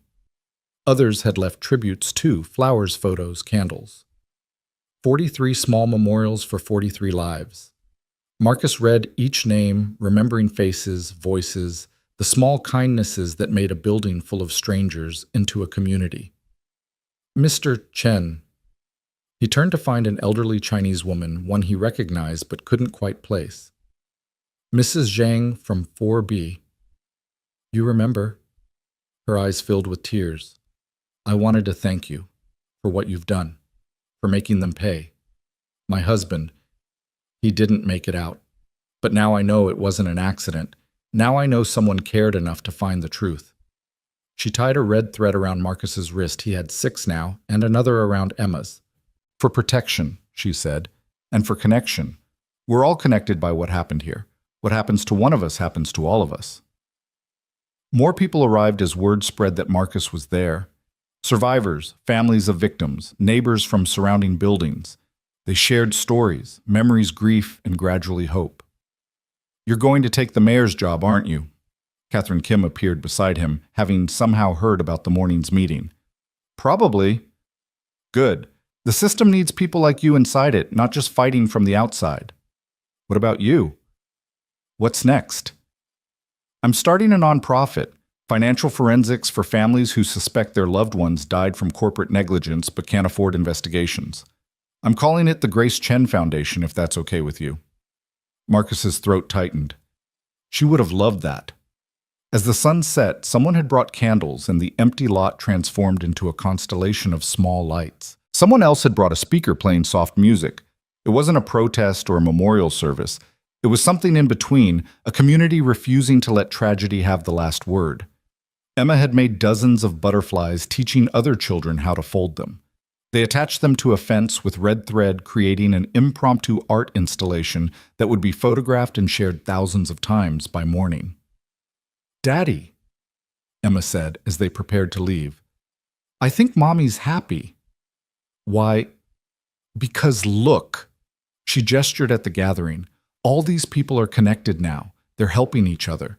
That's what she always wanted for people to help each other. Master Liu appeared from the crowd, moving with his usual quiet grace. Marcus, there's someone you need to meet. He led them to a young man, maybe 25, nervous and trying to hide it. This is Alex Morrison, Liu said. Marcus tensed. Morrison. Frank Morrison's son, the young man said quickly. I know what you're thinking, but I'm not him. I've spent 5 years trying to distance myself from what he did. I'm a firefighter now. I save lives to atone for the ones he took. Marcus studied him, seeing genuine pain in his eyes. Why are you here? To apologize. To offer help. I know where my father kept his private files, the ones the FBI didn't find. Records of other companies doing what Titan did. Names, dates, buildings at risk. I want to give them to you. Why? Alex looked at Emma, who was watching him with that unnerving directness children possessed. Because she was right. At the courthouse, when she said even monsters were children once. My father was a monster, but he wasn't always. Something broke in him, or maybe it was always broken and just got worse. Either way, I can't undo what he did. But maybe I can help prevent others from doing the same.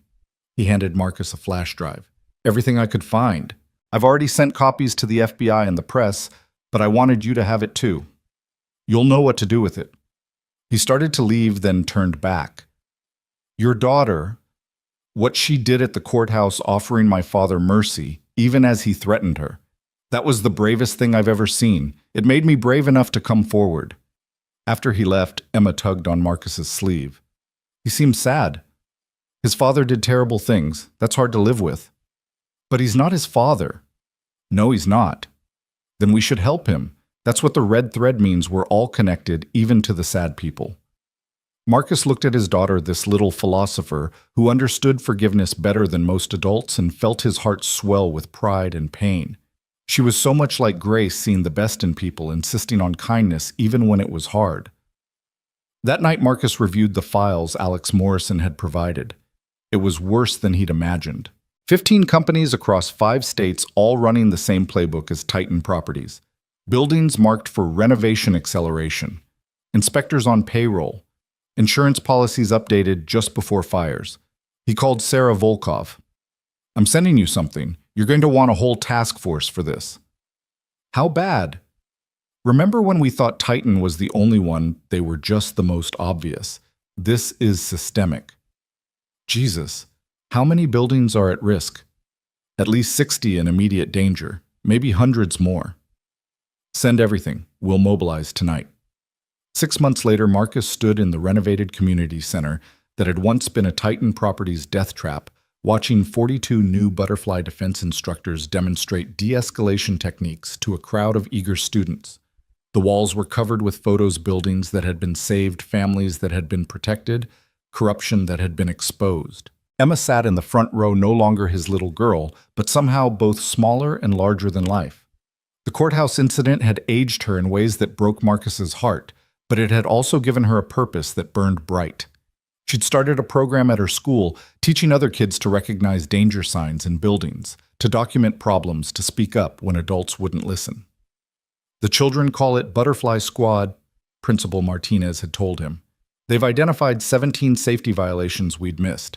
Your daughter is training an army of tiny inspectors.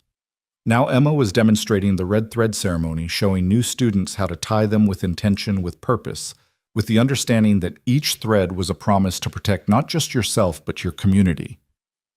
My mom died because people stayed quiet, Emma told the crowd, her voice clear and strong. My dad fights because staying quiet kills people. The red thread means you're choosing to speak up, to stand up, to fix things, instead of ignoring them. Marcus felt a hand on his shoulder. Catherine Kim stood beside him, looking healthier than she had during the trial. The nightmares had faded, she'd told him, replaced by the satisfaction of knowing she'd made a difference. The Grace Chen Foundation got approval for 12 more investigations this week, she said quietly. We're finding Titan Properties clones everywhere we look. Good. Keep looking. Marcus, there's something else. The FBI wants to formalize what we're doing. Create an actual federal task force with you as civilian director. Real authority, real resources, real power to shut down these operations. I already have a job. Running the city's safety committee, teaching butterfly defense, raising Emma, and somehow still finding time to personally inspect buildings at night. I know, but this would let you do all of that on a national scale. Before Marcus could respond, a commotion erupted near the entrance. 3 men in expensive suits had entered, their bearing, screaming corporate lawyers. The room tensed, hands moving to phones to record people positioning themselves between the suits and the children. The butterfly defense in action: create witnesses, protect the vulnerable, document everything. The lead lawyer held up his hands in a gesture of peace. We're not here to cause trouble. We represent Stronghold Properties. Our CEO would like to speak with Mr. Chen. Your CEO can make an appointment, Diana said, stepping forward. She'd been teaching a women's self-defense class and still had the protective gear on, making her look particularly intimidating. Please, the lawyer said. It's important. We're not like Titan. We want to prove that. Marcus studied them, then nodded to Diana to let them through. They approached, nervously aware that dozens of phones were recording their every move. Mr. Chen, I'm David Park, Chief Legal Counsel for Stronghold. Our CEO, Michelle Williams, has been following your work. She wants to implement your safety protocols across all our properties voluntarily before regulation forces us to. Why? Because it's the right thing to do, and frankly because we've seen what happens to companies that don't. Titan Properties wasn't just destroyed in court, they were destroyed in the marketplace. No one wants to rent from killers. He handed Marcus a thick folder. Every property we own, complete inspection reports, areas of concern highlighted. We want you to audit us publicly, thoroughly. If we pass, we get to use a Butterfly Defense certified seal. If we fail, we fix everything you identify. Marcus flipped through the documents, his trained eye catching real transparency, not the sanitized versions companies usually provided. And if I find something criminal, you report it like you would anywhere else. We'd rather face consequences now than bodies later. It was a smart move, get ahead of the reform wave, turn compliance into a marketing advantage. But smart or not, it would save lives. I'll review these, Marcus said. But I work with a team now. Full transparency means public reports, published inspections, tenant interviews. You sure your board is ready for that? They will be, or they'll be replaced. Ms. Williams has majority control and a very clear vision. No more Grace Chens, no more Jade Gardens, no more preventable tragedies. After they left, Master Lu approached, moving with the careful grace of someone whose body was finally admitting to 7 decades of use. You've started something that's growing beyond you, he observed. That was always the plan, wasn't it? Make myself unnecessary by teaching everyone else to do what I do.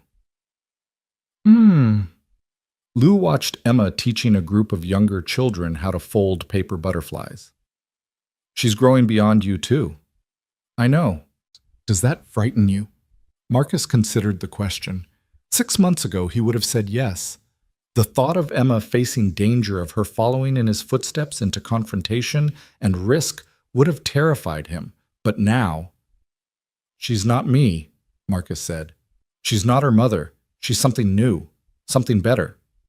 She sees the connections we miss, finds mercy, where we find only anger. If she's growing beyond me, maybe that's exactly what the world needs. Sarah Volkoff arrived as the evening session was starting, looking official in her FBI windbreaker but smiling. Morrison's sentencing is tomorrow, she announced to the room. Life without parole, consecutive sentences for each death. He'll never see freedom again. Applause rippled through the crowd, but it was subdued. Victory over one monster didn't resurrect the dead or heal the wounded. It just prevented future wounds. There's more, Sarah continued. 15 arrests this morning across 3 states, all based on intelligence from the Butterfly Watchers Network. Buildings evacuated, families relocated, disasters prevented. The system is working. Marcus felt Emma's hand slip into his. She'd appeared beside him silently, a skill she'd picked up from Lou. Are you happy, Daddy? She asked quietly. Happy isn't the right word. Satisfied, maybe. Hopeful. Mom would be proud. Of you, especially. Of us, she corrected. We're a team. The evening progressed with demonstrations, testimonials, and training.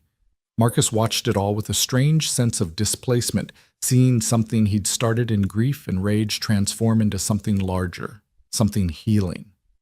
Tommy Nguyen was teaching medical response how to help someone escape from smoke inhalation.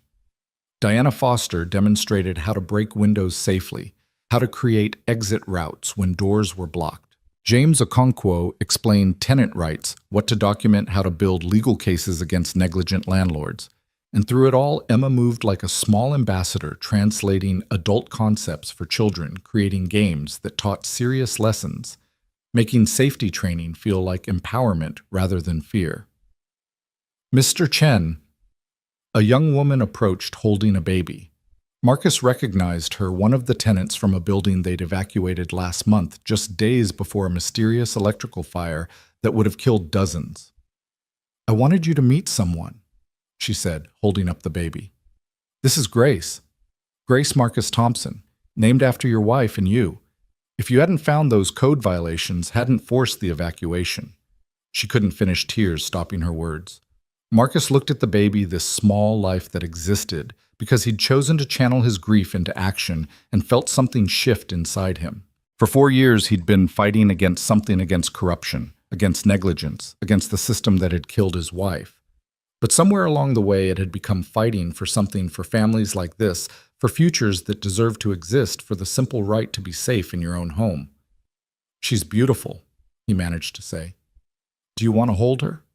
Marcus accepted the baby carefully, this tiny person named after ghost and guardian both. Baby Grace gurgled, tiny fingers wrapping around his thumb with surprising strength. Emma peered at the baby with interest. She has fighter's hands. Look how strong her grip is. All babies grip like that, Marcus said, but Emma shook her head. No, this one's special. She's already holding on tight to life. She knows how precious it is. The mother smiled through her tears. We're moving to a Stronghold Properties building, one of the ones you're going to inspect. We figured if you're checking it, it must be safe. No building is perfectly safe, Marcus said carefully. But we can make them safer. We can make sure people are watching, checking, maintaining. We can make sure that when something goes wrong, it's actually an accident, not murder, disguised as negligence. As the evening wound down, Marcus found himself on the roof of the community center looking out over the city. Emma had fallen asleep on a bench, exhausted from teaching and demonstrating. Someone had covered her with a jacket, probably Lou, who stood nearby like a guardian statue. The mayor called, Liu said. The city council voted unanimously. Your safety committee is now permanent with a budget and subpoena power. You've officially got teeth. Teeth are only useful if you're willing to bite. And you've proven you will. That's why it works. Fear and respect and balance the way it should be. Catherine Kim joined them on the roof, holding 3 cups of tea from the shop next door. I've been thinking about Ahmad, she said, about how he died because he helped me. His family is suing Titan's insurance companies, but that won't bring him back. Nothing will, Marcus said gently. No, but we can make his death mean something more.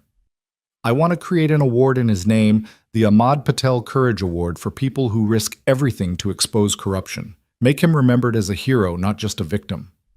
He'd like that. He always wanted to make a difference. They stood in comfortable silence, three people bound by tragedy and purpose, watching the city lights twinkle like ground-level stars. Somewhere out there in buildings they'd never see, people were sleeping safely because of the work they'd done. Children were growing up with parents who might have died in preventable fires. Families were whole that could have been shattered. We can't save them all, Catherine said, as if reading Marcus's thoughts. No, he agreed. But we can save more than we did yesterday, and tomorrow we'll save more than today. That has to be enough. Emma stirred, sitting up with the disoriented look of a child woken from deep sleep. Are we going home? She asked. Soon, baby. Just watching the city for a bit. She walked to the edge of the roof and pulled out a handful of paper butterflies from her pocket. She always had them like a magician with endless scarves. What are you doing? Marcus asked. Sending them out, she said, releasing the butterflies into the wind. They caught the breeze, spiraling up and out, white shapes dancing against the dark sky. Like messages. Maybe someone who needs hope will find one. One butterfly caught an updraft, soaring higher than the others, disappearing into the night sky like a prayer made visible. That one's for Mom, Emma said quietly. So she knows we're okay. Marcus pulled his daughter close. This remarkable child who'd faced down killers with kindness, who'd turned their tragedy into purpose, who saw the world not as it was, but as it could be. She knows, baby. She knows. The next morning brought Morrison's sentencing. The courthouse was packed, every seat filled, crowds outside, watching on large screens the city had set up. Marcus sat in the same spot he'd held throughout the trial, Emma beside him, the weight of the moment heavy on his shoulders. Morrison stood as the judge read the sentence, 43 consecutive life sentences. No possibility of parole, the maximum penalty for each count of murder. He looked older, grayer, diminished. The man who'd burned buildings for profit was now just another number in the system he'd manipulated for so long. Does the defendant have anything to say? Judge Weinstein asked. Morrison turned to face the gallery, his eyes finding Marcus. I was a businessman, he said. I maximized profit and minimized cost. That's what the system rewards. I just did it better than most. You murdered 43 people, the judge said coldly. I relocated obstacles to development. The system allowed it, encouraged it, rewarded it. I'm not the disease, I'm just a symptom. He sat down, apparently thinking he'd made some profound point, but Emma stood up, her small voice carrying through the courtroom. You're wrong, she said. Judge Weinstein looked like she might gavel for order, but something in Emma's face stopped her. The system didn't make you chain doors shut. The system didn't make you disable sprinklers. The system didn't make you burn buildings with people inside. You chose that. Every time you chose cruelty over kindness, profit over people, the system might be sick, but you chose to be the sickness instead of the cure. She sat back down, leaving the courtroom in stunned silence. Then someone started clapping, one of the victim's family members. Others joined in until the courthouse rang with applause for an 8-year-old girl who'd spoken truth to power. Judge Weinstein waited for quiet, then nodded to Emma. Young lady, you just summarized what this entire trial has been about better than any lawyer in this room. Thank you. She turned to Morrison. You will die in prison, Mr. Morrison. You will die alone, forgotten your legacy, nothing but a cautionary tale about the cost of greed. Court is adjourned. As Morrison was led away in shackles, he passed close to Marcus and Emma. For just a moment, their eyes met the killer and the child who'd offered him mercy. The butterfly, Morrison said suddenly. The paper butterfly she gave me. I still have it. The guards paused, uncertain. It's the only clean thing I have left, Morrison continued, his voice breaking. The only thing that wasn't about money or power or control. A little girl's mercy for a monster. I'll die with it in my cell, the only proof that someone once thought I could be better than I was. Then he was gone, shuffled away to begin a sentence that would end only with his death. Outside the courthouse, the crowd had grown to thousands. Red threads everywhere, paper butterflies pinned to coats and bags, signs reading, "Justice for the 43," and "Never again," and "Butterfly Defense Forever." Marcus tried to leave quietly, but the crowd recognized them parting like a sea creating a corridor of respect. People reached out to touch them as they passed, not aggressively, just seeking connection, affirmation that heroes were real, and walked among them. "Mr. Chen Emma." They turned to find Alex Morrison pushing through the crowd. Frank Morrison's son looked haggard but determined. "I know you probably don't want to see me." "It's okay," Emma interrupted. "You're not him." Alex knelt down to her level. "I wanted to give you something." He pulled out a folder thick with documents. Every building my father ever touched, every inspector he bribed, every official he corrupted, names, dates, amounts. I've been gathering evidence for months.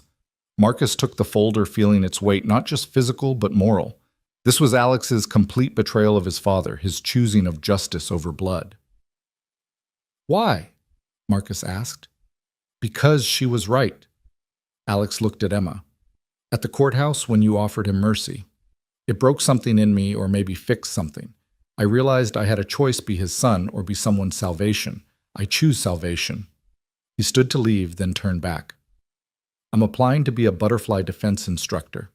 I know you probably won't accept me, but—" "Thursday nights," Marcus said. "Beginner's class. We'll see if you're serious." Alex's face transformed with surprise and gratitude. "Thank you. I won't let you down." As he disappeared into the crowd, Emma tugged on Marcus's sleeve. "That was kind of you. Everyone deserves a chance to choose better, even the sons of monsters." They made their way home through streets that felt different somehow. Safer, maybe, or just more connected. Marcus noticed things: red threads in shop windows, butterfly decals on doors, signs reading, "This building inspected by butterfly watchers." The movement had become self-sustaining, growing beyond anything he'd imagined. Their apartment building had a crowd outside, not reporters this time, but neighbors. Mrs. Chen from next door, still no relation, had organized a celebration. Tables lined the street laden with food from every culture represented in their building. Music played from speakers, children ran between adults' legs, and everyone wore red threads. "We wanted to celebrate," Mrs. Chen explained. "Not just the verdict, but what you've built. This building, this block, this neighborhood, we're all connected now. We watch out for each other. That's because of you." Marcus wanted to deflect, to minimize, but Emma squeezed his hand. "Say thank you, Daddy. It's okay to be appreciated." So he said thank you, and they joined the celebration. Marcus found himself teaching an impromptu butterfly defense class to interested neighbors. Emma showed children how to fold butterflies from napkins. The evening stretched on, full of laughter and connection, and the kind of community that arose from shared purpose. As the sun set, Marcus stood on their fire escape, which the building had finally fixed properly after his third inspection report, and watched the city prepare for night. Emma sat beside him, folding another butterfly from the evening's program. "Do you think Mom can see this?" she asked. "I don't know, baby. I hope so." "I think she can. I think she sees every person we help, every building we save, every butterfly we send into the world. And I think she's proud." Marcus pulled his daughter close, this remarkable child who'd transformed their grief into grace. "You know what tomorrow is?" he asked. "Tuesday. The anniversary, 4 years since the fire." Emma was quiet for a moment. "Are we going to be sad?" "Probably. But maybe we can be other things too. Grateful for the time we had with her. Proud of what we've built from the loss.